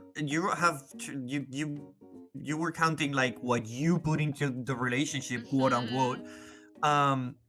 And it like tried to inflate it a lot, and it gave you like 2,000. So like, yeah, at the what the other person has done for you to on top of the 2,100 that you already scammed, you know, like and also what just are we doing? Like, list a gift that you went into debt for. Okay, no judge in the world is gonna let you do that. A gift you can't charge someone for getting them a gift. Like, sorry dummy, like, it doesn't work that way. Like, you can't sue someone for like taking on debt for something you decided to get them. Like, that's be so for real. I don't know, man. It's embarrassing. It's embarrassing to know people like this. It's embarrassing to know a person that acts this way, because you feel like secondhand embarrassment. Yeah. Oh, and I feel secondhand embarrassment real good. Yeah. It's rough. It's rough. Thumbs down at this behavior. For an adult, it's just embarrassing. 25 years old. Oh, it's embarrassing. You're not like a baby, you know? Like, you know better. You're a grown-up. You're a grown-up. You're a grown-up. Yeah, a birthday gift that she now claims in, like, going into debt for. What would have possibly cost that much money that you'd have gone into debt? Also, skill issue. Shouldn't have done that. Like, what do you mean? That's like... You didn't. No one made you do that. You got someone a gift. You're gonna go into debt. Why are you buying presents? That's on you. You know, you could buy something small. You know, like it's not... like you literally can make. Yeah, you could. You really, or like take them to a park or something. Spend time with them. There's a lot you can do. Yay, a park! Yay, a park! Yay, a park! Me every time Spree and I are, like, hang out on call after we're finished with the call. Spree, this was a present, by the way. Like, I was giving Invoicing you you my for the time and my time. energy, so Invoicing, you're here's my welcome. hourly rate. You're welcome. And I will be counting this if you ever sue me. Yeah, just so I'll be invoicing you for every special moment we ever spent together. It's only fair. That's crazy. Okay. Well, we have one last one, and then we'll do a final little check-in to see how we feel if we want to venture with the bees. The bees. Sorry, I started brushing my cat because I saw a singular flea on her, and it escaped my grasp. It escaped. Oh no! It escaped. Uh-oh. Time to do a flea bath. I already gave her one. Now she needs another one. Time to do another one. Frick, dude. Do a flea bath on your house, it seems, with the one that escaped. Are we sure it's not you who needs it? Woof. I did the slowest head turn back to my mic to do that. I heard you do that. Yeah. I'm joking. Please forgive me. Please forgive me. Please forgive me. Please. Please. All right. Final possible story. I gave my friend a haircut and now everything feels different. Oh? Okay. Okay. So here's how it goes. My F31 friend M32 lost a family member with whom he was very close recently and didn't get a chance to travel for the funeral. It hit him pretty hard, so I told him to come spend the weekend with me. That way we could chat, have a drink, cook a couple of meals, and just generally not be alone. We live a few hours apart. He agreed, we set a date, he bought tickets, and came over. I hosted him at my place, he slept at the sofa bed, I slept in the bedroom, we had a blast. It was a lovely weekend. However, on his first night here, we were talking about haircuts, and I mentioned I've been doing my own for years. It looks okay. And did my brothers and dad's during COVID lockdowns. He asked me if I could give him a haircut so he could save a few bucks. I said, okay, although I can only do simple haircuts and nothing too elaborate. He said that he should do it, that we should do it. Next morning, I sat him in my bathroom, gave him a towel to wrap around his neck, and then it hit me that I would have to touch him for this. There's nothing wrong with him. His hygiene is very up to date, his skin looks fine, and his hair is very healthy. We're just not very touchy people, neither of us. I don't think we've even hugged before that, and we've known each other for years. So, as a first physical contact, this felt a bit much.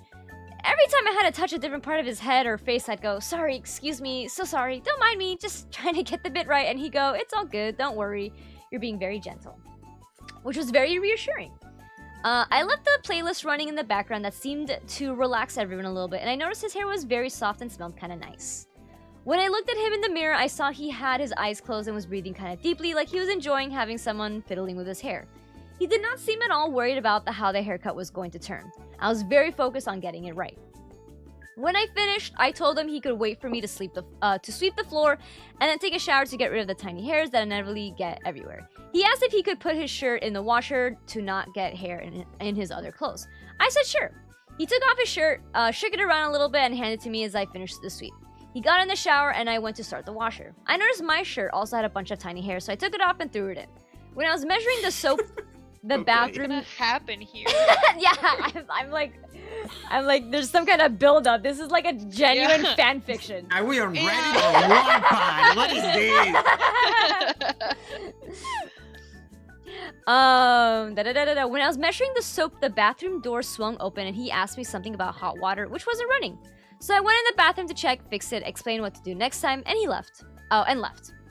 He just had a towel around his waist and I was in, just shorts and a bra. It didn't feel weird. No one blushed. This happened a couple more times throughout the weekend. Dog. How many times did you how many times are you gonna forget to yeah. They just kept wanting to take their shirts off. Yeah. You have to understand. They're like Barbies and they kept forgetting to put their replacement clothes on. Yeah. The haircut turned out fine. He loved it, said it looked very professional, and when we went out that night to meet some mutual friends, he told everyone I was the one who did it. I saw him checking his own reflection and looking satisfied a couple of times. He was chattier and was laughing easier. He looked so happy, it was such a precious sight. And I was just glad I brought him some joy. He said he didn't remember the last time he felt this at peace. Life has been rough on him lately. He's still grieving. I also noticed we casually touch each other a little now. Stop. I'm gonna say something terrible. Like. Do you wanna say it now or wait? No, I don't wanna say it. Oh, okay. The story is calling me to say Pulling something it out of me. Pulling it out of me. Sorry, go on. He held my hand when I was going down some stairs on high heels. I held onto his arm on a reflex when someone told me shocking news. He put his hand on the small of my back when we were getting into the subway. Piss already! I fixed the collar of his shirt when it was crooked. He hugged me goodbye for several seconds. These don't sound like a lot, but again, we're not touchy people. While all of this felt really nice, I don't know how me giving him a haircut moved the level of intimacy from never even giving to a hug That's to... such an intimate thing! to we're okay with seeing each other half naked and casually touching. What happened here? I don't understand. This isn't an inherently intimate activity. Professional hairdressers do this every single day, several times a day without any of this shenanigans. I'm not complaining. It's nice that we're closer, but the curve from when we were to where we are now is so steep. This happened so fast. I didn't think this is a typical friendship anymore, at least not by our standards. But I don't think we want to date either. Nothing romantic happened. We didn't kiss. We didn't want to bang. Nothing even close to that. We had the opportunity. If we had the opportunity, so if it didn't happen, I can only conclude it's because we really didn't want to. That being said, sweetie. I don't know what exactly this relationship is now. I'm very confused. I'm struggling to identify my own feelings. I fail to comprehend how things have changed so drastically because of a simple haircut. Thank you for letting me all vent. This is definitely giving, doesn't see, what the other person's hyper clear feelings are. I'm seeing a lot of we don't want this and we wouldn't want to do this. But you don't know I don't that. know if we've asked the other person have if we want asked that. the question? Have we had the conversation? Have we decided this? Or have you decided this? This is very much like I'm asexual and I think I missed a lot of flirting. It's time to drink water. Of course. It's time to drink water. water. Like when I was young, like high school. It's time to drink water. Because I It's just time to assumed drink everyone water. we were doing banter. Mm-hmm, I just assumed we were all having a good time, and I wasn't necessarily interested in people the way that they were interested in me. But asking anybody else in the room, they would be like, come on. Be so for real right now. And it's this, I feel like it's the same thing. Of like, girl. Get a grip. He had you cut his hair multiple times throughout the week. This intimate activity where you're like touching his scalp. You know, like you have to trust someone to cut your hair, first of all. That's true. Because like they're getting up really close to you. It's not, you don't normally you're not letting people massage your scalp. It feels really nice, you know, like if you've ever had someone like braid your hair, like it's a really like nice, it doesn't have to be like romantic necessarily, but it is intimate. Yeah. And so like I can definitely see going from that. I mean, especially if you're like in a sensitive place, you're grieving, like your feelings are all over the place. And if there's already something there, like someone showing you the like littlest bit of like kindness or decency can like, I don't know, maybe reveal what might have already been there for what it was. I think our protagonist is maybe making a lot of we statements that maybe shouldn't be. We? I thought you said shui. Shui statements. Yeah, I don't know. I'd be really curious to hear if there's an update or what the comments are saying about this one, because I can't imagine they're saying anything other than girl. Yeah, we can read a couple of comments. I agree with that because I'm also someone. I grew up like I grew up already in a standard of being asexual, but I didn't know what it was called, right? Same. So, but I feel like I was on the like unfortunate end of like the asexual spectrum, where like a lot of people who I would be romantically interested in didn't understand the point of like asexuality. So even if it's like light intimate moments that like mean nothing more than what it is, like people don't understand that because they're not in that asexual like thought process. That's hard. Yeah, it's really difficult. So like that's definitely like formed my brain in a different way when it comes to like romance and like intimacy, because I feel like I wouldn't, like, if I didn't have those experiences, I feel like I would be kind of like reactive in a different way. But because of my experiences as an asexual person and people not understanding like just like simple acts of like kindness or like banter and stuff like that, it's just what it is. Like it really is, like, even if you're like someone, like, even no matter where you are on like the asexual like scale, whether you're like repulsed or someone who like goes into the activity, like just being in an asexual mindset is completely different. Yeah. Because like I've mentioned Karate Man before. But maybe not to you guys. I used to No. I don't know what this is, but in high school, I used to date this, like, he was like a grade above me, but he was a martial artist pretty much.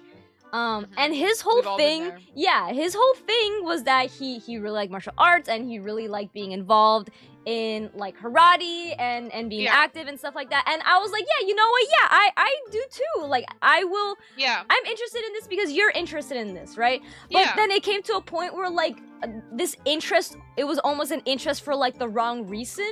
Where like a part of him being like, he was like this was his sport, so like he was completely 100% invested in being a martial artist. But also he was like, why are you not obsessing over my muscles? Like, why don't you like my muscles? It's so high school. It's so high school. But he would be genuinely upset that I'm not like fawning over like his physique. And how well like toned he is, and I'm like, oh my god, I just don't care. Like, sorry. I'm like, sorry, like it does, like, cause like a part of me like was almost like, oh, you know, like my explanation, this was before I knew what asexuality was like, my explanation was like, oh, my parents always taught me to like respect people and not to like, you know, like glorify people. I'm respecting you.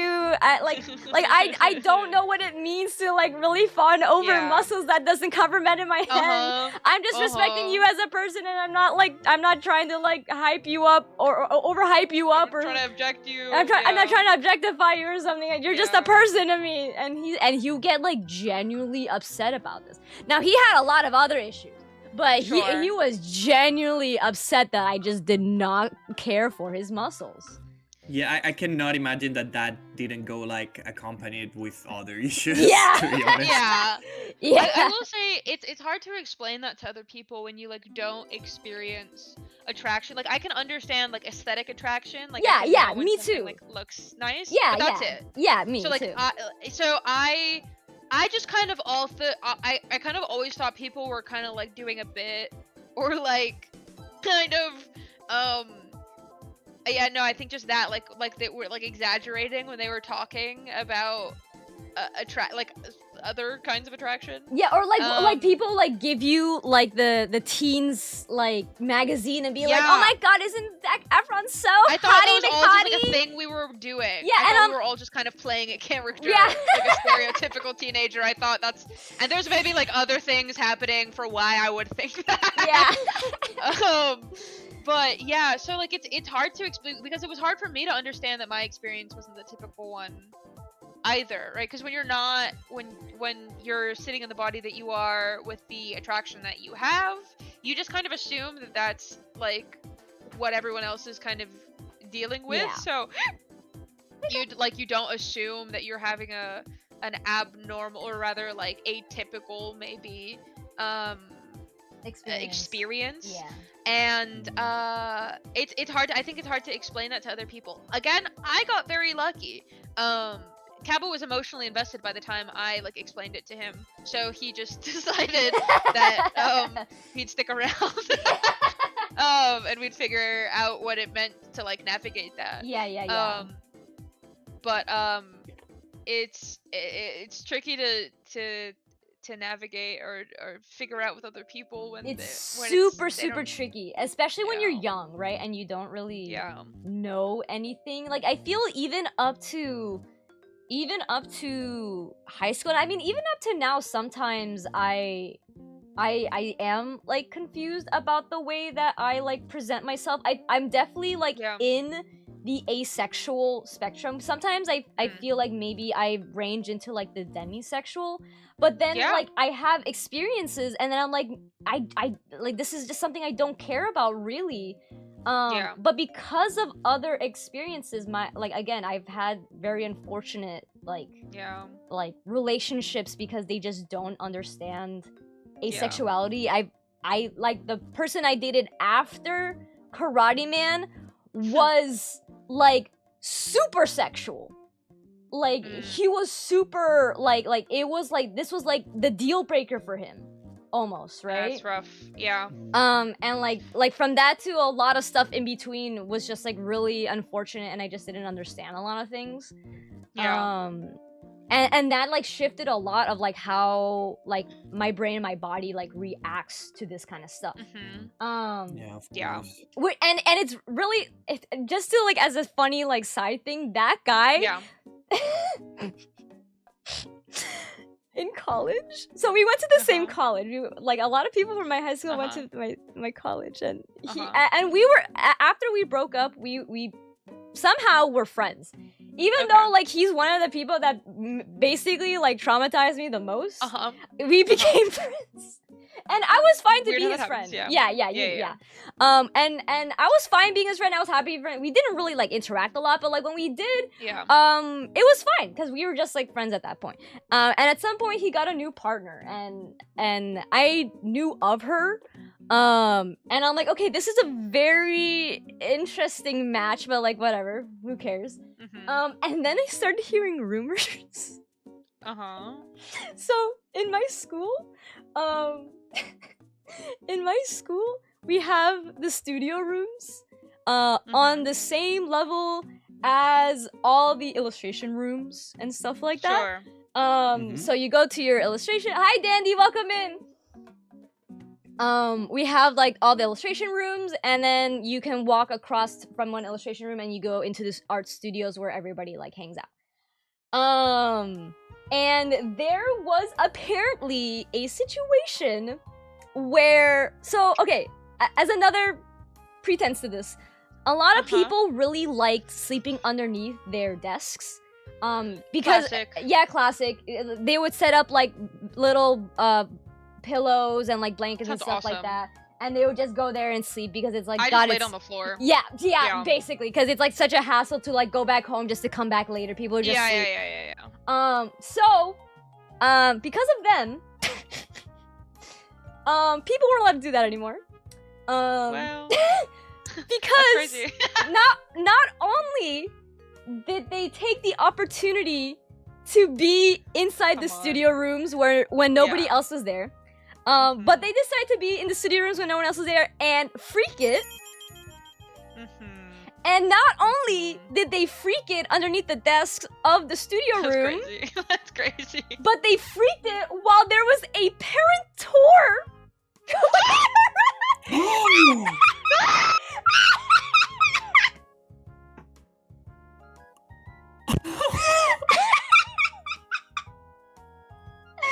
Oh my god, did they get suspended? No, I think it. I don't think they got caught. But it was Oh my gosh, was the boldness.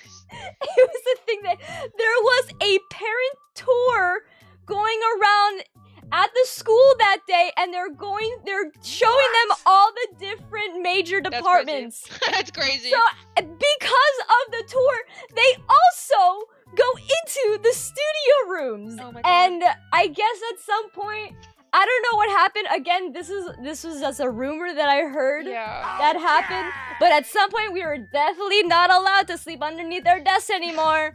Man, we can't have anything good. We can't have anything good. That sucks. It's so funny. It's so funny. That's wild. Yeah, I mean, you know, definitely could tell you weren't a good match. Definitely feels like it was probably meant to not be. Yeah, definitely not meant to be. Yeah. God. Maybe for the best. Yeah. It's just so funny. Oh my god! Wait! Okay. Oh my god! There's another story that you don't know about. I've told this story before to some people, but before he was with this person. Before he was with this person, he was really trying to chase down this one girl, and she was like constantly being like, "Nah, I'm not kind of like into being into a relationship right now. I've kind of been out of a relationship, and it wasn't that great. So I kind of want to be like in my own place for a little bit. But I'm like, I am interested in you, but like I'm timing wrong. But like, but she was still kind of like also like feeding into his desires a little bit." So like he would always try to like do things to like kind of impress her, or like try to do things with her and stuff like that. And so one day, I'm coming back from the museum, and from like a school field trip, and he texts me and he's like, "Hey, can I come up to your dorm? I feel kind of I feel kind of bad or something." And I'm like, "Yeah, sure." And then he comes up to my dorm, and I'm like, "Wait, weren't you also supposed to go to the museum with us?" And he's like, "Yeah, so about that. So remember that girl I was really trying to impress? Yeah, so I was trying to impress her, if you could believe it. I went with her to the gym because she likes to be really active. She like kind of likes to do a little body training and stuff like that, and she kind of does like marathons here and there. So I wanted to go and like work out with her. But the thing is that I haven't worked out in months. No. Oh no. So he essentially was trying to keep up with her level of intensity for about like 3 hours. 3 hours? And so he was starting to feel not great by the end of it, and he's like, "Hey, and they like ended off their like exercise session, whatever. And then he went back home, and then he's like, "Man, I really gotta pee." And then he went to go pee, and his pee was black. Well, that's not good. Because, and then he was like, "Wow, what does that to you? That's not good. I think I have to go to the ER." And so he tried to go to the ER, but the closest ER was closed. So then he had to take a bus in Wisconsin. So he had to take a bus an hour away to the next possible closest ER. And they're like, "Oh my god, you exercise so hard, your muscles started breaking down." That's what I was worried about. That's insane. And was releasing protein into your bloodstream. You were going to die. Wow, that's not very good, brother. How do you get to that point? In life? Do you want me to tell you? as the non asexual person in the room, it's 3 hours of what suffering. Being horny does to a motherfucker. Yeah, I don't know that like 3 hours. Sexual person I've ever like known in my entire life. I had the unfortunateness of dating him. I know. The willingness he's willing to go to, and it just surpasses my expectations every single time. Yeah, that's Impressive. Really. I think it's very insane, but I can see it. Like, I've met people. Hell, I've been. I hope this is not TMI. Guys, I exercised for 3 hours. This is me. The first time Moss visited here, I had to go to the doctor. Oh. For related reasons. Oh my god. So it's like, it is something that can happen. Yeah, I just like the thing is, and I guess maybe this is just an experience I'll never have. Yeah. But right. Being so down bad for someone who's clearly expressed like, no, we're not doing anything. That is the crazy part. That you're willing to exercise so violently for 3 hours that your muscles start breaking down into your pee. Yeah. Like that's. Yeah. Yeah. You know, it's not. It defies logic. That is wild. Crazy. Anyways, you dated some interesting people. Life is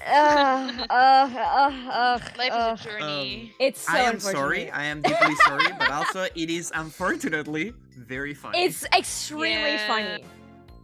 Like, I feel like whether or not I dated him, I think I would have been under this knowledge anyways. Because again, he went to my college and we were friends. We went to the same school. We knew the same circle of friends. So it was gonna happen no matter what. Whether I dated him or not, but it's just you were so gonna get the content funny. either way. Yeah, but it's just so funny to think about, dog. Yeah. Yeah. It takes all sorts. Anyways, what were we reading? We were reading the haircut. The haircut. No, he didn't. Okay. We can get a couple. We can get a comment or two in before we get to the update. Yeah. Okay. No, it's Andy, dude. Some exes. I wish I had like an unsheathing knife type sound effect on me. Like, but it really is the chopping. It really is the chopping. It has to be. It's just fate. Daga! Can we get some dagas in the chat, actually? I love daga. Okay. Some comments. One comment. You showed him kindness when he was grieving. The haircut and you touching him probably made him feel 100 times better when he was probably feeling so low at losing someone and not being able to be there. You showed him that you're kind, compassionate, and caring friend who was there for him at a low point. Another comment was like, maybe I missed it, but you never stated whether you felt attracted to him. Do you think he is handsome? Is he boyfriend material? Or do you just want him as a friend? These are important. Figure out what you want and build the boundaries you want. If you would like to be with him intimately, then things are going a good direction. If not, then maybe it's time to draw a boundary. Nothing obvious like sitting him down and telling him that you're not interested, but talking casually about somebody you're interested in, or something to that effect. Maybe you both want to be just friends, nothing wrong with that, but from TBH, from what you said, I think you like him. And then OP said, I find him very handsome. He's very conventionally attractive, and he's very committed to all his relationships. He's also funny and smart. I would introduce him to all my single girlfriends, and even the ones I plan on staying friends with. On some level, I think I love him, and I think he loves me too, but none of this feels like romantic love. It feels like familiar and comfortable love. On top of that, I just got out of a long-term thing. He's still grieving intensely. None of us are in correct headspace to be dating anyone at all. Which is fair, but it sounds like it is also romantic. I feel like you're wrong about that. Yeah. And, maybe you just need to wait a little bit. Because it does seem like the timing's obviously maybe not great. I don't think it's a great idea to get into a relationship right and while you're grieving and the other person's just out of a long-term thing. But there's, I mean, just the way that you're describing it. And I never want to, like, I guess, say that I understand someone's feelings better than they do, but, like, also the way that we're talking about it, I think. Yeah, literally that. It's like, it's worth considering it at least, or like seeing what the hell is going on there. Because like, it is true that also like the situation is like very vulnerable too. Like he's grieving and stuff like that. And those always like make everything feel like way more like intense and stuff like that. But the way she was talking about it and how it was like escalating, I was like, literally, I was expecting her to yeah, like he touched my back in the subway, and then like he touched my cheek like when we woke up the next morning. You know, like, I don't know what's going on, but like yeah, like after the sex, he was looking at me funny, like literally like it was going there. Like I was like, they're just gonna like That's tease so and like. funny. But no, like it is definitely they're like, and even now like they're asking and she's like, oh, he's funny, he's smart, he's like, it's like okay, maybe we love each other. It's like maybe I love okay, him. yeah, that's kind of that's what we're talking about. I love. It sounds very sweet. Like I thought it was very sweet how it was written though. Yeah, Agree. Chunky. Agree. It's just like yeah. Finish. no, yeah, like wake up, girl. Wake up! Yeah. Grab a brush and put a little makeup. Chunky says, I wonder if she's expecting the super lovey-dovey puppy love type feelings, and instead it's just feeling genuine deep love and is having a hard time recognizing that. I'm wondering that too, because that also depending like how That could happen too, yeah. they're in their 30s now, like early 30s. I feel like it is maybe if you're finding new love, maybe, and like there's never an age to not have like puppy love. Like a puppy love is always available at all times. But I think like maybe at this stage of her life where like she feels like she's in a more mature place, I think she's expecting like the high school giggles and crushy wushy. When you've already kind of like developed this bond already with it, because they've already been friends, they've already have this bond, and it's just like more of like a realization. That's gonna be different. Yeah, exactly. Yeah, because when you're sorry. No, please, you. No, it's gonna happen more naturally too. It's when it's those situations where it kind of like transitions into another thing sometimes, you know, like you don't necessarily like start dating, but it kind of like just happens. You don't have to go through the like lovey-dovey phase to get out to the other side, essentially. Like you can go straight to like familiarity to like, I don't know, like a kind of intimate, comfortable love. Yeah, especially if you've already known each other for that long, you're already used to each other's presence, right? Yeah. So like all there is just taking a step into like another field. Yeah. And again, like it's maybe also just that it's not really the right time for either of them. And I mean, like she's obviously kind of confused about these feelings, and also very confused about how this could happen. After the haircut. Yeah. Like I made no mistakes. We're just like really hung up on the fact that this happened after a haircut, and I think it's maybe just like, I don't know, we're not noticing that this is maybe happening as a result of potentially a lot of different. There was another comment that who is an esthetician and goes into the psychological effects of human touch and how being able to like give him that haircut is an act of care. And you're able to like break that barrier that you can bill him for it. Itemize it, please. And then like she mentions, like original poster mentions how never thought of it in that way. We've just like more or less cared each other in the past in like the similar way, but like this kind of like stent just never like really went through. And then someone actually asked her, does OP think of romantic love? And she says she's not entirely sure. She says, I don't think it's there. I don't think either of us is interested in having a romantic relationship. But it doesn't seem like we would work well as a couple. We share many values, but we also have different takes on things we both consider essential in long-time partnership. Sure, maybe I'm wrong. What do I know? I have no clue what's happening, and if I have to eat my words in the future, I'll gladly do it over hot sauce. But knowing us the way I do, I don't think I'm his wife, and I don't think he's my husband. I think we're something else to each other. I don't think I have a very specific idea of love and romance, but I do have a very specific feeling associated to it, which is not exactly, not entirely, not quite what I'm feeling for him at this precise moment. I think maybe it's nearly there, maybe not. I don't know. I can't tell the future. And then she mentions how she doesn't want kids. She doesn't want to give up her career. She doesn't want to settle far from family. And he's sure of other things which aren't compatible with her. They're both immigrants, but they come from opposite ends of the world, so cultural background is not the same. So I feel like almost at this point she's kind of like making up. Good night, Jen. Thank you for being here. Good night, Jen. I feel like she's making up excuses now, almost.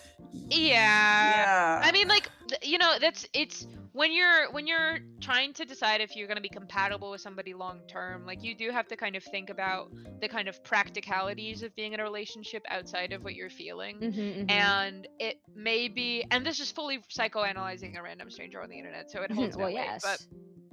But it sounds like maybe she's letting the ideas of, like, the logical reasons why this wouldn't work out cloud the feeling parts of it, and because she keeps talking about, like, I'm so confused, I don't know what's going on, and I mean, like, it sounds like, at least in the way that she's describing things, that it's maybe a little bit clearer than she's letting on, albeit potentially a slightly maybe different presentation than what she's been used to. But I'm gonna be honest, I think a lot of times it's really easy to feel a lot of pressure to explain a feeling or to, like, put a label on a feeling, as opposed to just, like, feeling it out. And so she seems pretty distressed that she doesn't know what's going on or what's happening or XYZ, and instead of, like, just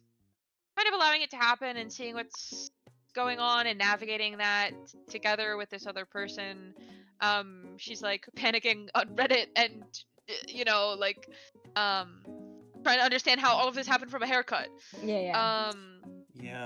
So I think, like, maybe she should just, I don't know, let herself enjoy the, I mean, like, seemingly pleasant relationship she has with this person, regardless of exactly what it is. Like, if they feel like they need to define it more at another point, I think they can. But if they're just kind of enjoying having these, like, platonically intimate moments with one another, and neither of them is I don't know, thinking that it's going to be something more than it is, then I think that's perfectly fine too. Yeah, because I've had plenty of friends who were, like, you know, even if, like, they were in, like like I'm in, like, Tomodachi life, and you're selecting who you're attracted to. Like, even if they were under that, like bowl of, like, where, like, someone I would possibly find attractive, you can also just not be attracted to people who you're attracted to as well. You can, like, I've had plenty of friends who I've had, like intimate platonic moments with. I remember, like, I would, like, be in my dorm and I'd be sitting on my friend who's sitting on my couch, and, like, I've known this person for a while, we're just comfortable with each other. Like, I was comfortable just sitting on him, and that it didn't mean anything more than that. Right? Platonic skinship. It's like, I mean, it goes along with what they were saying about, like, the what, like, it meant the haircut thing meant something to them because it was kind of like the vehicle for that. It's like doing each other's makeup or something like that. It could be fun, or it could be, like, extremely intimate, you know, or doing like you know, and any of these things. And, like, I do agree. Like, I was gonna say, like, the same thing that Spree said about the kind of, like, the labels. Like, she's talking about, like, oh, but I don't know if like, husband or wife or what. It's like, you don't need to be either. Like, why are we getting to husband and wife suddenly? This person has anxiety. Like, that's you know, but, like, see what suddenly long-term partner, like, commitment, like, being thrown into the ramble. Like, literally, when Moss and I got together, like, well, it happened, like, very, like, naturally and very slowly, because, like, I was out of a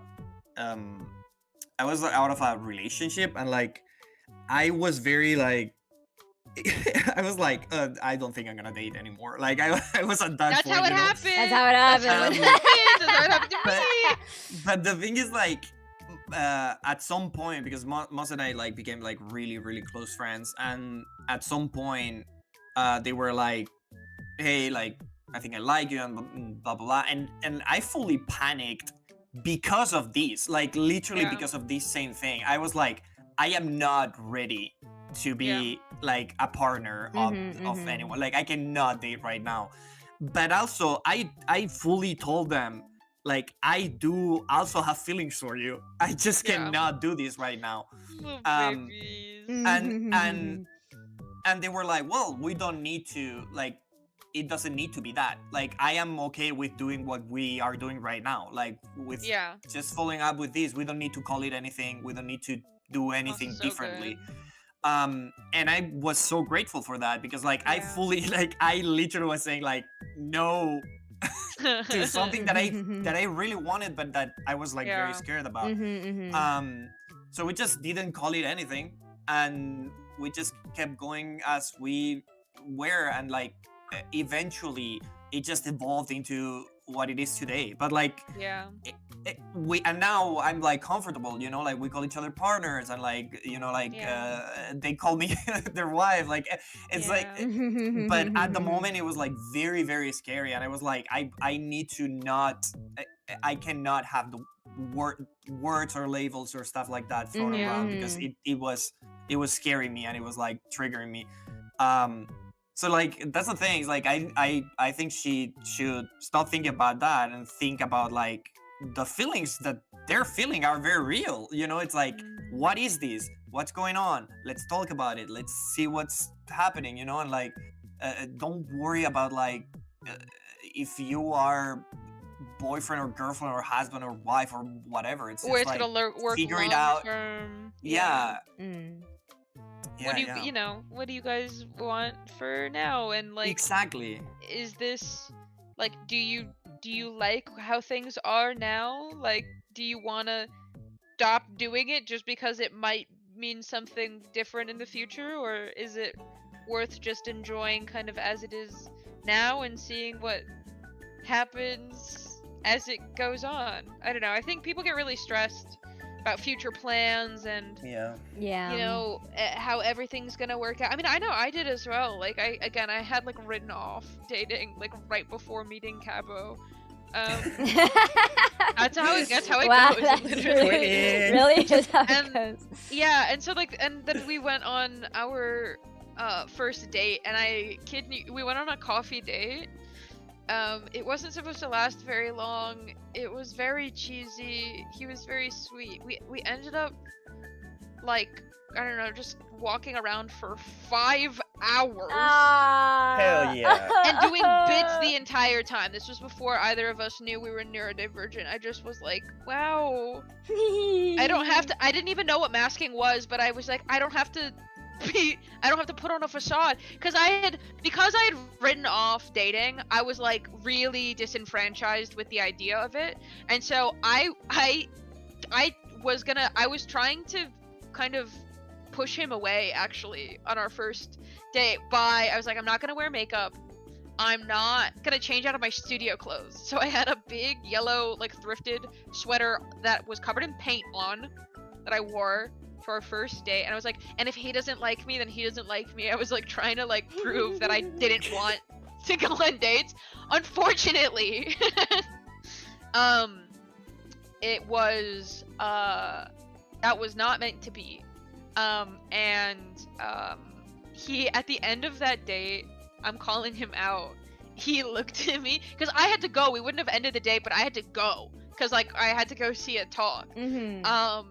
And he looked at me and he said, I don't know if this is too soon, but would you want to get dinner tomorrow? Oh, okay.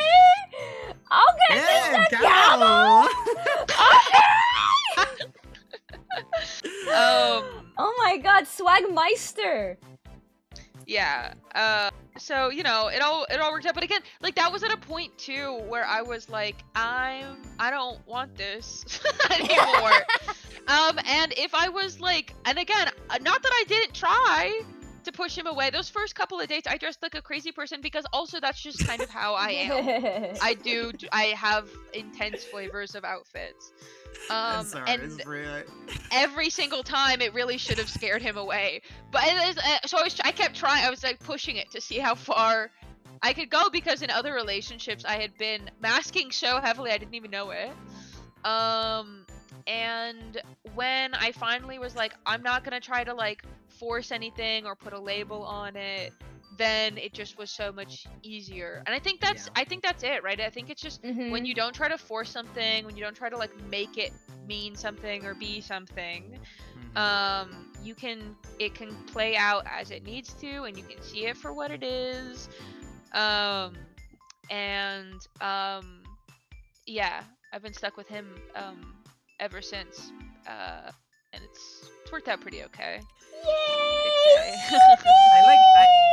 I like though how you're saying like, I was trying to push him away. I didn't wear makeup, and I was wearing this thing. And it's like, you studio. fool! I was like, That's as if you wouldn't absolutely rocking that too. Like, I don't know. You guys have to remember. Like, I had a really bad bout of boyfriends before that as well. I had a deeply misfortunate, accidental, dating of someone who didn't believe in evolution. I found out halfway through. I was complaining to him. I was like, because I'd met someone earlier that day who was like, evolution isn't real, and I was coming to him and I was like, oh my god, you're not gonna believe what this person said. Can you believe this? And then he just went quiet. He just went quiet, and he was like, well, I mean, like, I think, like, maybe at, like, a micro scale, but, like, at a macro scale. I was like, what the fuck do you mean? And he's like, so, like, dogs. And I'm like, yeah, dogs. Like, we could, like, dogs. You think, what do you mean? You've seen a pug? Like, you just think that didn't happen when people weren't making it happen? Or you... It's like multiplication, but no exponential growth. I don't know. So you have to understand, I was very like, I don't need this in my life anymore. And like, that was also like the kinds of people that I had, like, and they weren't all like that. That guy ended up, by the way, cheating on me when he went back home, and then I didn't know that he had done that. We eventually broke up so he could get back with his high school sweetheart. My god! She cheated on him! Oh my but eventually, like years later, they got into a fight, and then he calls me to apologize to let me know that Sable, don't scratch that. To let me know that they kissed when he was gone. I was like, why the fuck are you calling me? I don't care. And then she calls me to tell me, like, hey, I thought you knew. And I was like, why are you talking to me? Because she was evil to me when I was dating him and tried to cyberbully me on the internet. Yeah. So, so you have to understand, like, I was kind of over it in general, and like, I was like, like, I just don't actually trust that another person is going to be able to handle me at my honest. And so I was like, I'm just not gonna worry about trying to do that. And then I found someone who I guess was in a similar boat. And again, I remember so vividly having the feeling of like, wow, because I was trying to push him away by just like being myself, but like violently, aggressively. I was like laying it all on the table immediately, and I'm a lot. Yeah. I wasn't like easing him into it. And then again, he kept like, there was one point, because we were just kind of walking around the university, aimlessly chatting. There was one point we sat down, and he kept leaving and coming back to do a bit about sheep. I don't even remember what it was. Okay, and again, neither of us knew about being neurodivergent at all. But yeah, so I don't know, when you let things just kind of happen, they either will work out or they won't, but then at least you'll know. Because if I was like, I don't know, faking it, then there would have been a distance, you know? Maybe he wouldn't have been interested in the person that I was pretending to be. Yeah. Or maybe I wouldn't believe that he liked me for me, and I wouldn't be able to drop that mask easily later. If you could be honest about it, then it's easier. And like, but that's so real though, because like, I mean, I'm not gonna go into detail, but like, you know where I was coming from to when I met Moss. Yeah. And Moss also was coming out from a like awful relationship, and I was very much at that spot too of being like, I fully had decided like I am not dating anymore. Like that was like it was that spot, and I was also like not interested in navigating people, you know, and like it's like, no, I'm now I have the opportunity to finally like be myself and explore who I am, and like, you know, be unapologetic about who I want to be and what I want for myself, you know. And with Moss, like, it felt very natural in that way too. It was like it was scary to talk to people one-on-one at that time because of that. Yeah. Because of like, quote unquote, like being myself, like you don't having like not having to or not wanting to mask and stuff like that. But Moss was just like, oh yeah, I dig this, and I was like, okay, I guess. Sure. Like a little anxious chihuahua and like the chillest. That gif of the white chihuahua shaking. Hold on. Yeah, because literally I'm like, people who know me like intimately know that I'm a freak. Like I'm very like I have a very, very scrambled brain. Like I think I might be neurodivergent.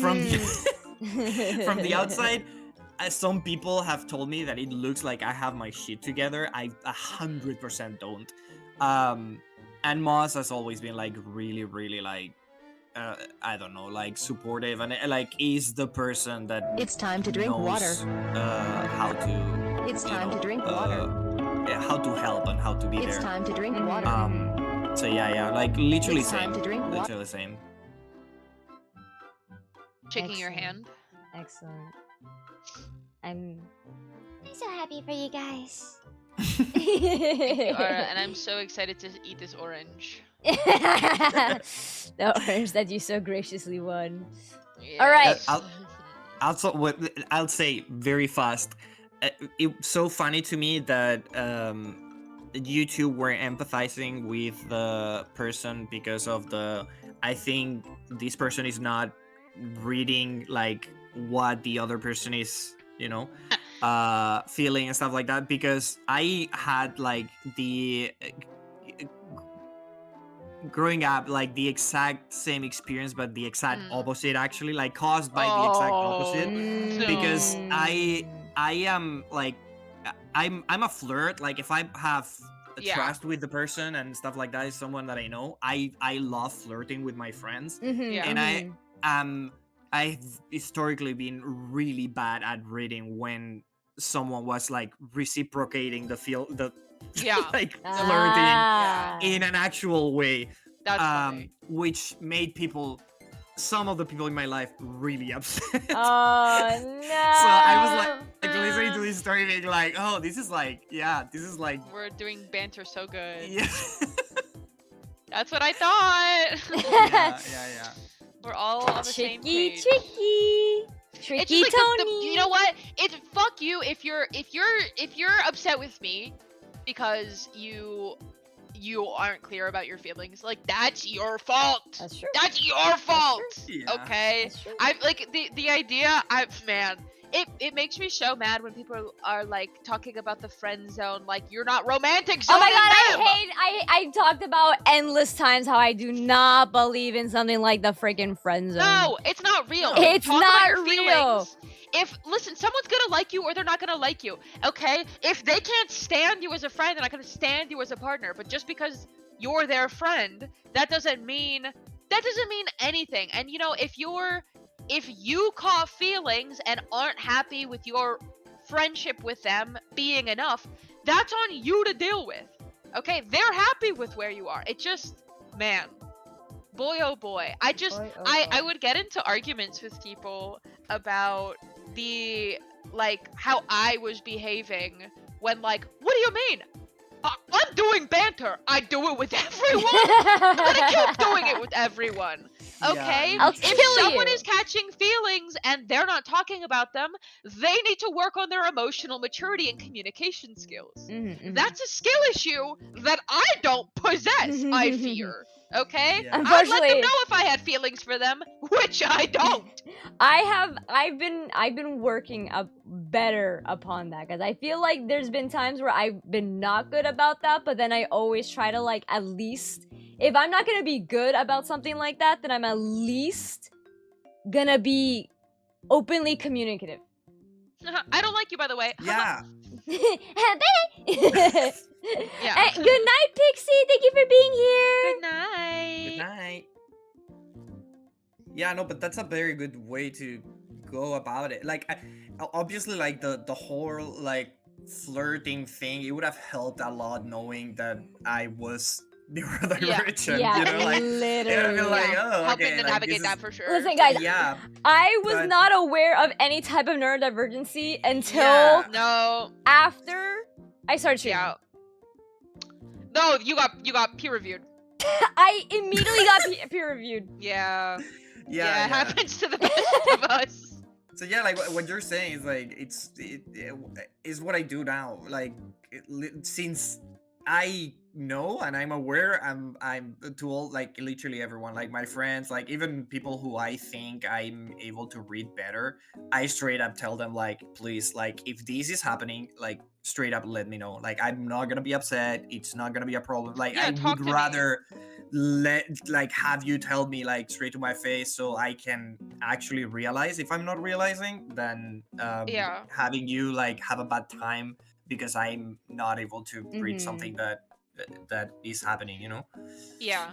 I have little patience for people who with poor communication skills that like put that on the other person for not being able to read their mind. Yeah. And that's maybe just like because of my neurodivergence, but I'm gonna be so honest, okay? If you're using, you know, being neurotypical to be bad at communicating, that sounds like a disability. I'm sorry. Like, I don't know. Work on it, I guess. I'm sure there's accommodations that can help you figure Yeah. that out. Yeah.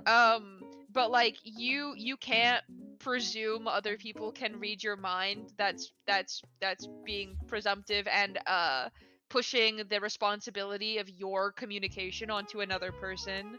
And again, I just have little patience for it. So like I'm Yeah. super down if you want to have a conversation that you think is going to be uncomfortable with me. It probably won't be super uncomfortable because like I'm down to talk.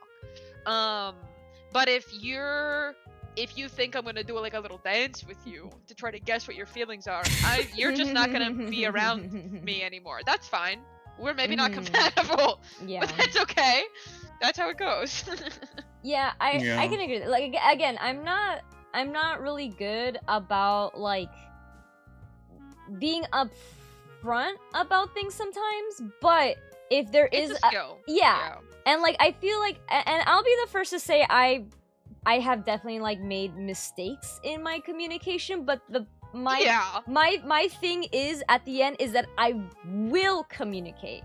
Even like Yes. if the initial problem was that I didn't do something correctly or I could have done it in a better way, okay, then that's my fault. But at least I will come out in the Yeah. end of it 100%. trying to understand where I did wrong and also talk about it. Right? I don't Yeah. just make the mistake and leave and be like, haha, you know? Anyway. Anyway, me doing a little kick and I run. Like I understand that okay, maybe I didn't do this thing right and I should have thought about this more, or maybe I should have been open about this one thing. And now that is my problem to solve, but at least I will just sit down and be like, okay, you told me about this thing, you told me like Yeah. about this, maybe I wasn't as honest I could have been. Sure, I will have this conversation with you now. Like, Yeah. I will be honest with you full percent because obviously I've made a problem of this and this and this. I just want to be honest with you and I will tell you what you need to know and we can have a conversation and like fix things in the end, right? Yeah. Yeah, and honestly, like that quality was like early on in Cabo and I dating was the thing that like kind of locked it in for me that I could see myself being with him in a kind of like long-term capacity, and it was because he was very receptive to communication and like working things out. And like that to me was just like that was the trait that I think was the thing that was like, oh, if he can do this, we can get through a lot. Yeah. And I think that's like I don't know. For me that feels like the not necessarily the most important quality because there's a lot of qualities, but like it's a huge one. It was stand out enough to me that it confirmed for me what I was hoping was true, that I could see a future with him in a way that would like meet my standards, which I had raised significantly after the last couple of nights. And I wasn't, I like truthfully wasn't expecting anyone to be able to meet because I thought I had raised them so high that I just wasn't likely to meet. I'm sure people were out there, but I didn't expect that I would get lucky enough to kind of like stumble on one. So I had just kind of resigned myself to like, I'm gonna do my own thing. If someone happens to meet these standards, then they're allowed in. And I guess that's it too. Raise your standards so high that if someone happens to jump over the bar, you're like, okay, you're going home with me. You're going home with me. Because then you've done all the tests, you know what I mean? Like you don't have to worry about it. You don't have to like faff about with anything. It's like if you've raised your standards high enough and they meet them, it's like, oh, I don't have to fix them. Oh, I don't have to hope they just get better or like compromise. No, like you can find someone who's a good fit for you by caring about how people treat you.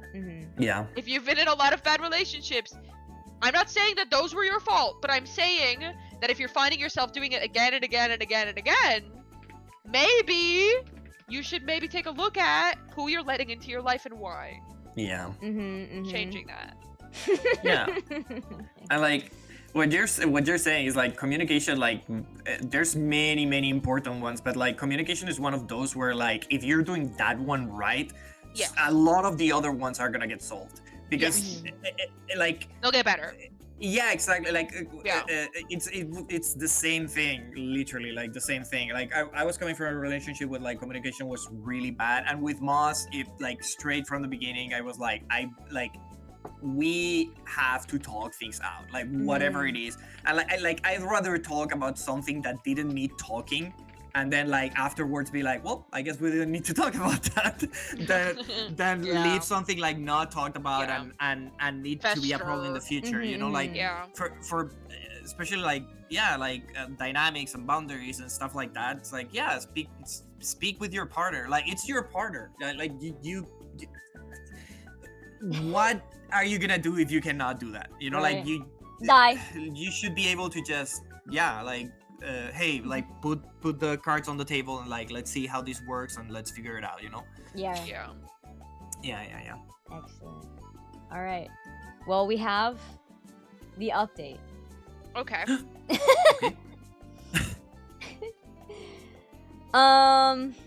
Okay, y'all. I have a lot to tell. This will be long. Oh. First of all, thank you to everyone who commented on my original post and helped me understand things a bit more clearly. To all the barbers and hairdressers and related care professionals, your jobs are insane. I had no idea how you cope and are all incredible. Now to the updates. Around the same time as I wrote the original post, I was fired in a big layoff. My friend and I have similar jobs, and he told me the company where he works had openings. I applied, and several interviews later, I got an offer. Pay, hours, benefits, PTO, everything was better than my previous job. So I took it and moved to his city.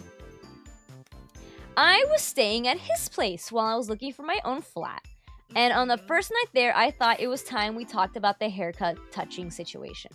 At the time of the first post, I was more or less sure there was no romantic feelings involved on my end. But after a lot of reflection on the comments here and several therapy sessions, I had to admit to myself that my feelings were, perhaps, skewing towards something else.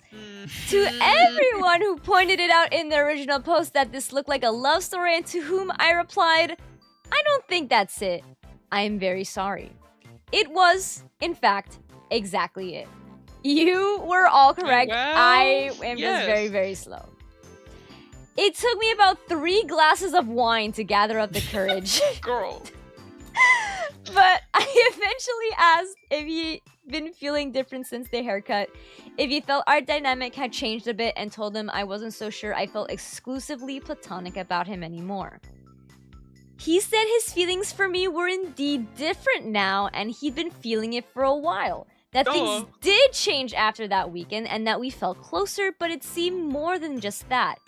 He said he didn't even realize at the time we were being more touchy. It was just what felt natural and right in the moment, and he only stopped to think about it once he got home and I wasn't around. And he felt it. Stop. He even apologized if that made me uncomfortable, which I reassured him it didn't. None of us had any clarity on what exactly it was that we were feeling, but it felt nice that we were equally confused. The following... Yeah? No, that's just delightful. The following day was a Friday, and it was my first day at the new job. At some point, he came to check in on me and asked if I wanted to go on a date. An actual, real, official date. Tonight. This is so cute. Yeah. I panicked and said yes. He walked away, and I immediately went through a sickening roller coaster of emotions, raging anywhere from deep regret to pure bliss. When the time came, I thought I was going to have a stroke. I could tell we were both really nervous, which, yeah, okay, but also what the frick? We're over 30 years old. How is this still so stressful? Fortunately, the date went really well. We had so much fun. He was so charming, and I was the most comfortable I've ever been on a date. We went salsa dancing after dinner, and to me, that was an unthinkable activity until the haircut. But he's an incredible dancer. After we were done with a particular entertaining piece, he kissed me. I kissed him back. Everything melted. It felt surreal. I won't give any more details on the physical aspect of this relationship, but y'all can use your filthiest imagination. Oh my god! Oh my god! Okay. All right. No one's surprised, except for maybe them. Yeah, for real. Some weeks later, I finally found a flat I liked, so I asked him if he'd help me pack my stuff. He stared at me for a moment and asked me why I wouldn't just stay. We'd been having a great time. Cohabitation was going smoothly. We were already sharing most things: the bed, rent, showers, bills, rides to work. I said maybe we should go through steps of having our own spaces first and then slowly incorporate the other. He said sure. If that's what I wanted to do, we absolutely would. But to him, it felt like we'd been dating for years at this point. We already knew each other so well and so intimately that he felt like we'd already gone through all the soul letting each other in phase. Plus, we'd already had a very successful test run of living together as a couple in the past month or so. He didn't press me into anything. It was more of a signal that he was ready for that and wanted to know if I felt the same. He was very loving and reassuring about it. At this point, yes, it did feel a bit silly to go through the motions. We had already seen each other through good and horrible times, already met the families. We've been to both our home countries together. Intimacy was very much well established, but still this was new territory and I wanted to think more carefully about it. I only had like 2 days to pay the deposit on the flat though, so I had to make a decision. In my head, I kept wondering if this wasn't rushed or irresponsible. What if it doesn't work out? The fallout seems huge. We even work together now and I really need this job. I felt completely overwhelmed and catastrophized it out of the park. I got home late from my shift that night. He made dinner and left me a plate. He was in the bathroom brushing his teeth. I peeked my head through the crack of the door and he said a silly hello. He smiled so big he drooled a bit of the toothpaste foam onto his t-shirt. I wiped it out for him while we laughed about it and he finished washing up. I thought it was just an endearing moment. For real. I thought it was just an endearing moment, but as I sat down to eat and we were talking about the dinner at the dinner table, I kept trying to find reasons why I would not want to come home to him every day. And it kept coming up blank. It was so strange. It was like all the worries I had just spent the entire day stressing about suddenly seemed completely manageable and not scary at all. Same thing happened when we had a conversation about this relationship ago long term. It was challenging, but we talked our way into a path that seemed doable with compromises that doesn't involve anyone having to give up on principles and core beliefs. When I think about it, I'm sure it won't be easy, but there's so much we need to work out, it feels overwhelming. But then I look at him, he holds my hand, and I feel like we'll make it, and I really don't need to be that stressed out about it. So, I didn't move. I stayed, and now my friend is my partner, and his place is our place. I know it hasn't been long, and maybe this is all a huge mistake, but I'm carefully optimistic. I don't know if that is what you all wanted to hear, but here it is. Thank you for being here for us. I'm gonna cry. That's so. I'm shocked that they figured it out as fast as they did. Yeah. Because I was expecting this to not still have them be in the dark for a very long time about this. I'm really happy for them. You know, because you don't know if it's gonna last. It might not work out long term, but for now, at least the moment feels good right now. Yeah. Yeah, and all of those things that she listed out initially, like all of the reasons it couldn't work. So interesting how they kind of just went away when she stopped being hyper anxious about it, and they just started seeing what might happen. That's just so interesting how that happens. Also, just the way that the roller coaster story that she took us on, and again being like, yeah, we were both so surprised about this. Like, nobody else was. I will let it say, there was a comment before that I didn't read, but she is neurodivergent. Yeah, and listen, I get it. No. No. And even if you're not, it's totally possible for it to be easier for people outside of an experience to have a better perspective on it than when you're inside of it. But I'm happy. I mean, they seem like a genuinely good fit for one another. They seem genuinely happy, and the thing is they've they've known each other for a long time, and they've been able to kind of trial run living together for a bit before it's a real thing. Who knows? It might show that they're violently incompatible, and then she can get another place without having to stress about it too and the guy seems chill enough that even if they a fallout happens, sure. Yeah. I don't think a fallout between them would be evil enough where he wouldn't let her stay until she finds a place for herself. Yeah, it doesn't seem from what we know. Yeah. That would be the case. Unless another update. Evil. But yeah, I think great. Yeah. No, me too. Yeah. Again, another really positive one. Feel very good about that. 10 out of 10. That was so nice. That was so nice. Yeah. Oh, updates the wedding that the friends skipped for real, right? It could line up. It could line up. It could line up. They could have their own friend that they gotta itemize later. Yeah, that's good. No, it's because we have to keep them all connected so that the audience can remember what's going on. Ready multiverse. Yeah. Well, yeah. Those were all the ones that I had.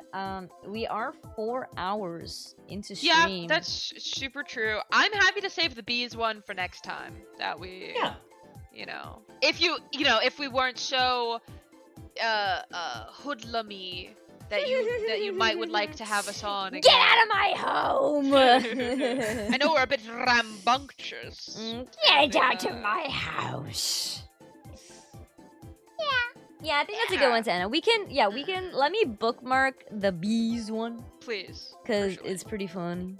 Yes. I'll put in my bookmark bar. Let me do, can I choose another folder? Thank you. In my bookmark, I'm gonna do it. I'm gonna do Reddit stories. And take your bugs with you. Okay. Oh my god, Spree, I need to show you. I taxidermied a bug. But it's a bug. I told my my community about this I think yesterday, but I have a bug that was dead in my lawn years ago. Yeah, you saved. And we saved him and we taxidermied him on stream. He was confined to a styrofoam, but then he was confined to a styrofoam for 3 years. Yeah, kind of in limbo. Yeah. He already lost his head, but as I recovered him, he had also no thorax. That happened to the best of us. Yeah, but I did finally put him in his containment. So now he is finally pinned up and has a nice, comfortable home to live in. Yay! Let me get the image. Here it is. I tried to do that with a cicada that I found at one point. I had it saved on my desk. One night while I was watching TV, I couldn't see Marmy, but I did across the home hear a crunch like I've never heard a crunch before in my entire life. So. And Marmy found the cicada and made, because you know they've got those like sound organs as well on their side, so it made a crunch. Like I couldn't describe the sound to you, but I ran over and I screamed, "Marmy, no!" Marmy! I'm still very upset about it. Wow, Aura, it looks great. Yay! Here, let me show you guys for those who want to see, who haven't seen my bug before. I'm gonna put a bug on the screen just in case anyone does not like bugs. This is Omelette. He is a northeastern swallowtail butterfly. I love a swallowtail. Yeah. It's a really weird adaptation because it's kind of the whole point of it is so that a bird bites that. Part, but then you don't die because it breaks off, and that's a win. I'm jump scary. I'm a little like. Thank you guys. Yeah, I found a website that I think even if we don't get to the taxidermy incentive, I might do one anyways. I found a website that. Don't tell them that. Well, I'll do an extra. I'll do an extra one. I'll do an extra one. They'll do two. I'll do three.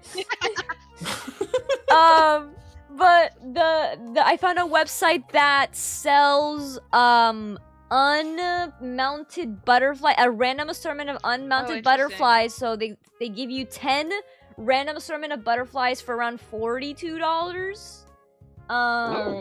And I technically have almost all my supplies still here. I would just need to go buy a case for it. But I am interested in getting back into like, because I bought the bug from the Reptile Expo that I showed you guys.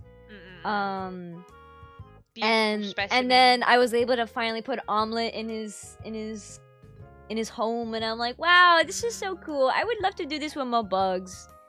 I would love to do this with more bugs. I think I will do this with more bugs. What incentive is that for the folks at home? It's a bit away. Tell us. It's 3,500. It's a bit away. Okay, everyone. Here's I know we can do it. Listen, if anyone in the chat has wealthy friends with money for bugs, just think about what you could get to watch. I'm just saying. Something to think about. They could get us there right now, and I think that'd be beautiful.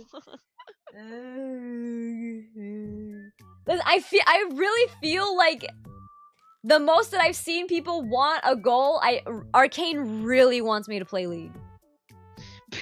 Bandit. I think that's Arcane's goal at the end of this. No matter what, Arcane really just wants me to play League.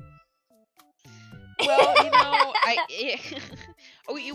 we love a focus. We love a focus. Yeah. It would be so funny if you got to the play League one and immediately like people, because they didn't want you to play League, like they got you to don't play League like immediately. Like there was like a jump there. Life could be dream. Life could be dream. I do the da da da da. I did it. Listen, if I had the means, it would be me. I fucking hate that game. You know what I don't hate though? Being here. Ah. Alright, thank you so much for having Yippee! us. This is so much fun. Thank you for joining me. Yeah, I really enjoyed this. This- Very Thank silly you for time. having us. This was Yeah. awesome. This was super This was fun. awesome. This was so awesome. Thank you for being here and being awesome. Yeah, would love to do more stuff with you anytime. Just Yeah, I feel like I get a little nervous because I don't want to bother people and. Why is everyone like this? I just don't want to bother people. I literally get. Permission to bother. Yay! Because I literally get Nana and Jelly on basically as much as possible as like my emotional support. Yeah, well, I mean, again, I'll speak for Andy as well in this moment. Bother us. Yeah, whenever you want. Yeah, well let now us we know. have our Beetle Brigade group Now, chat. well, we've got the official group, so. Yeah. Yes. Yeah, which Also- by the way, if you guys have not seen the art that Andy has made, Oh, it's so good. hold on. Let me get it. Let me scroll. We talk so much for a simple planned stream. Who could have seen this coming?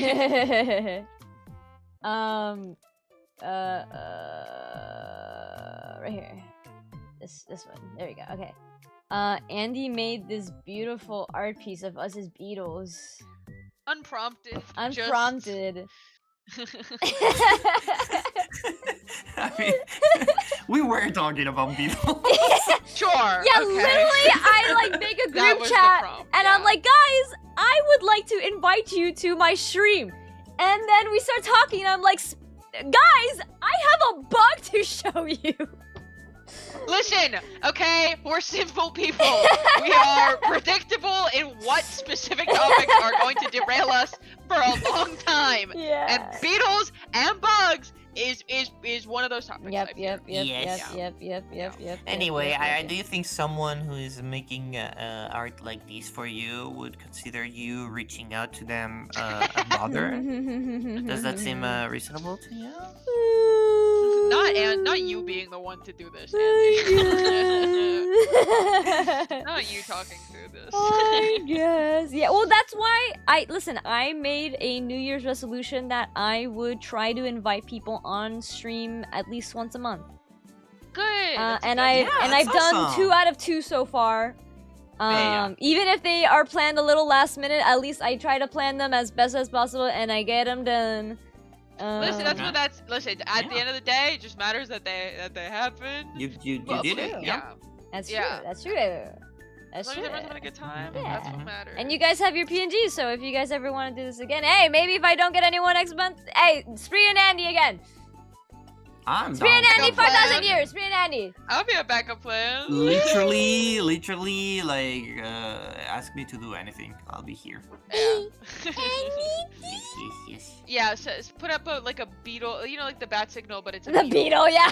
Put that in there. The beetle signal. Yeah, it'll work out. Yay! Yippee! I mean, that's only if your community would be okay with us barging back in here. I think Yeah, they're quite no. cheesed with you guys. Not the cheese, please. After everything we've I been think through. they're quite 21H cheddar 21 cheese years with you guys. $13,000 cheese. $13. $13 cheese. Still too much, in my opinion. much. Still too much. Oh, Choopy, get out of the styrofoam. Get out. No. That's where the bugs go. Yeah. Very good. Yeah, make sure to follow Andy and Spree for their content. They do very cool and awesome and very cool. And then I say awesome and then I said very cool again. You did. Very you did. cool Good job. things. Yeah. Yippee!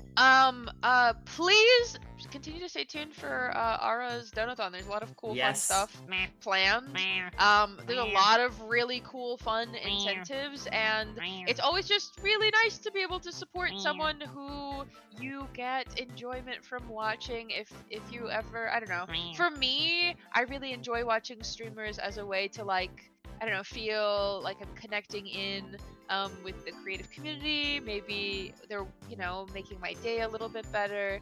If you're getting that kind of value from hanging out in Aura's streams, then, you know, and you have a little bit extra you might want to throw away over to Aura, you consider it in the donathon, you know? Have it pack a punch. This Something to think about. This is why I gave them a button. I gave them a button to tell me that they're enjoying the stream. It's this button right here. That's good. It says I'm enjoying the stream. Yeah. Yeah. So that's all they have to do ever to finally for my brain to be like, oh wow, this is so true.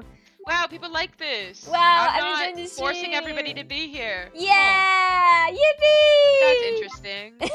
That's interesting. I do really like that idea. I think that's a very cute way to have the kind of I don't know, like a brainworm squad. Yeah, because That's listen, good. I have a really hard time and farting. Obviously. Oh, that's really medical.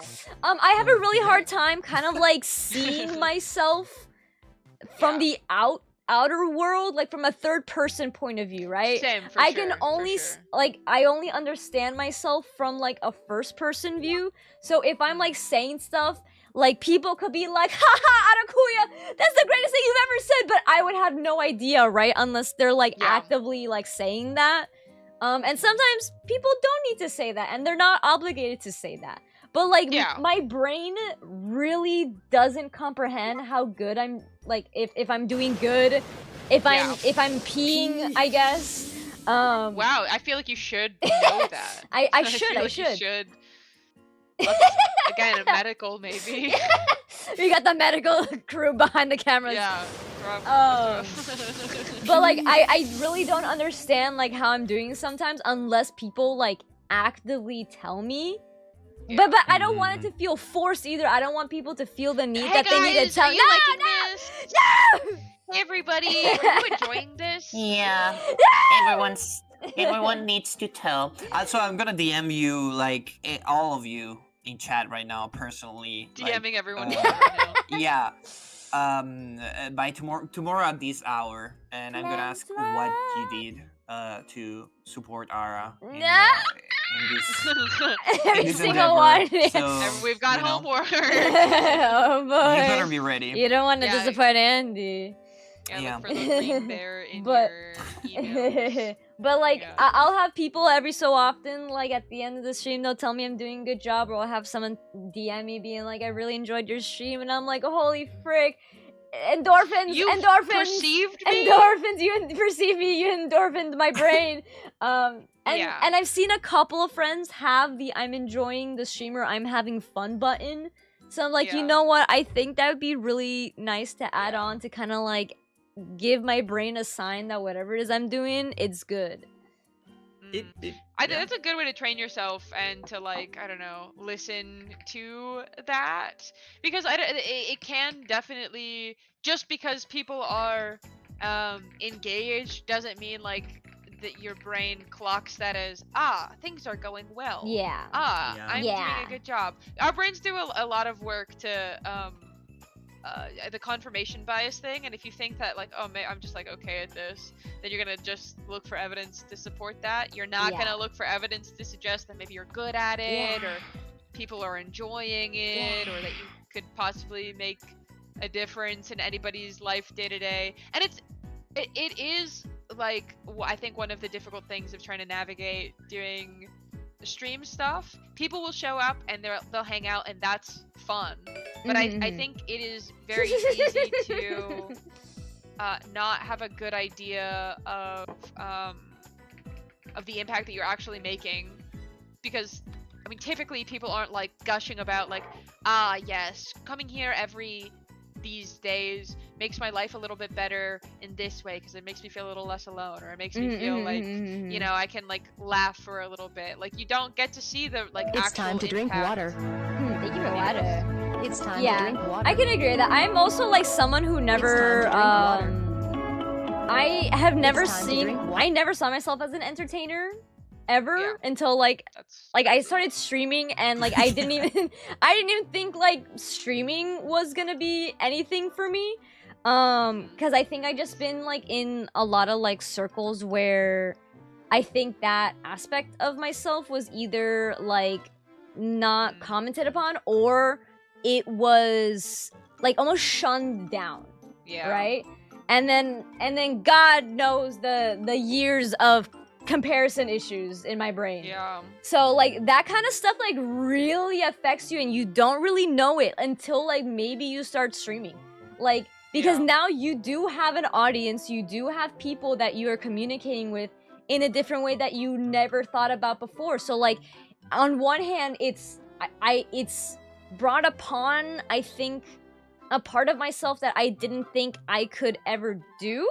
But then it also brings out a part where it's like, oh man, like I think I have to do it like there's always gonna be someone else that's like got the next big hit or the next big thing, right? Always. So you're always in a constant like battle of like, hey, I'm doing pretty good. And then oh my god, I'm literally like, why am I even here? I need to like I need to delete my account right now. That pendulum swing is crazy.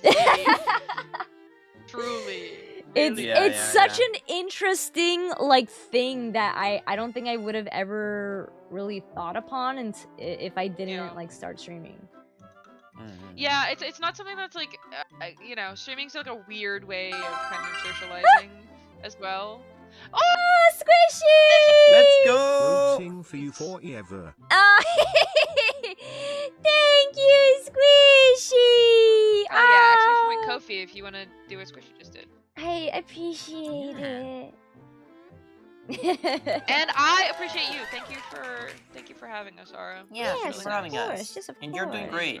Thanks. Yeah, you're killing it. Yeah. You're enjoying this stream.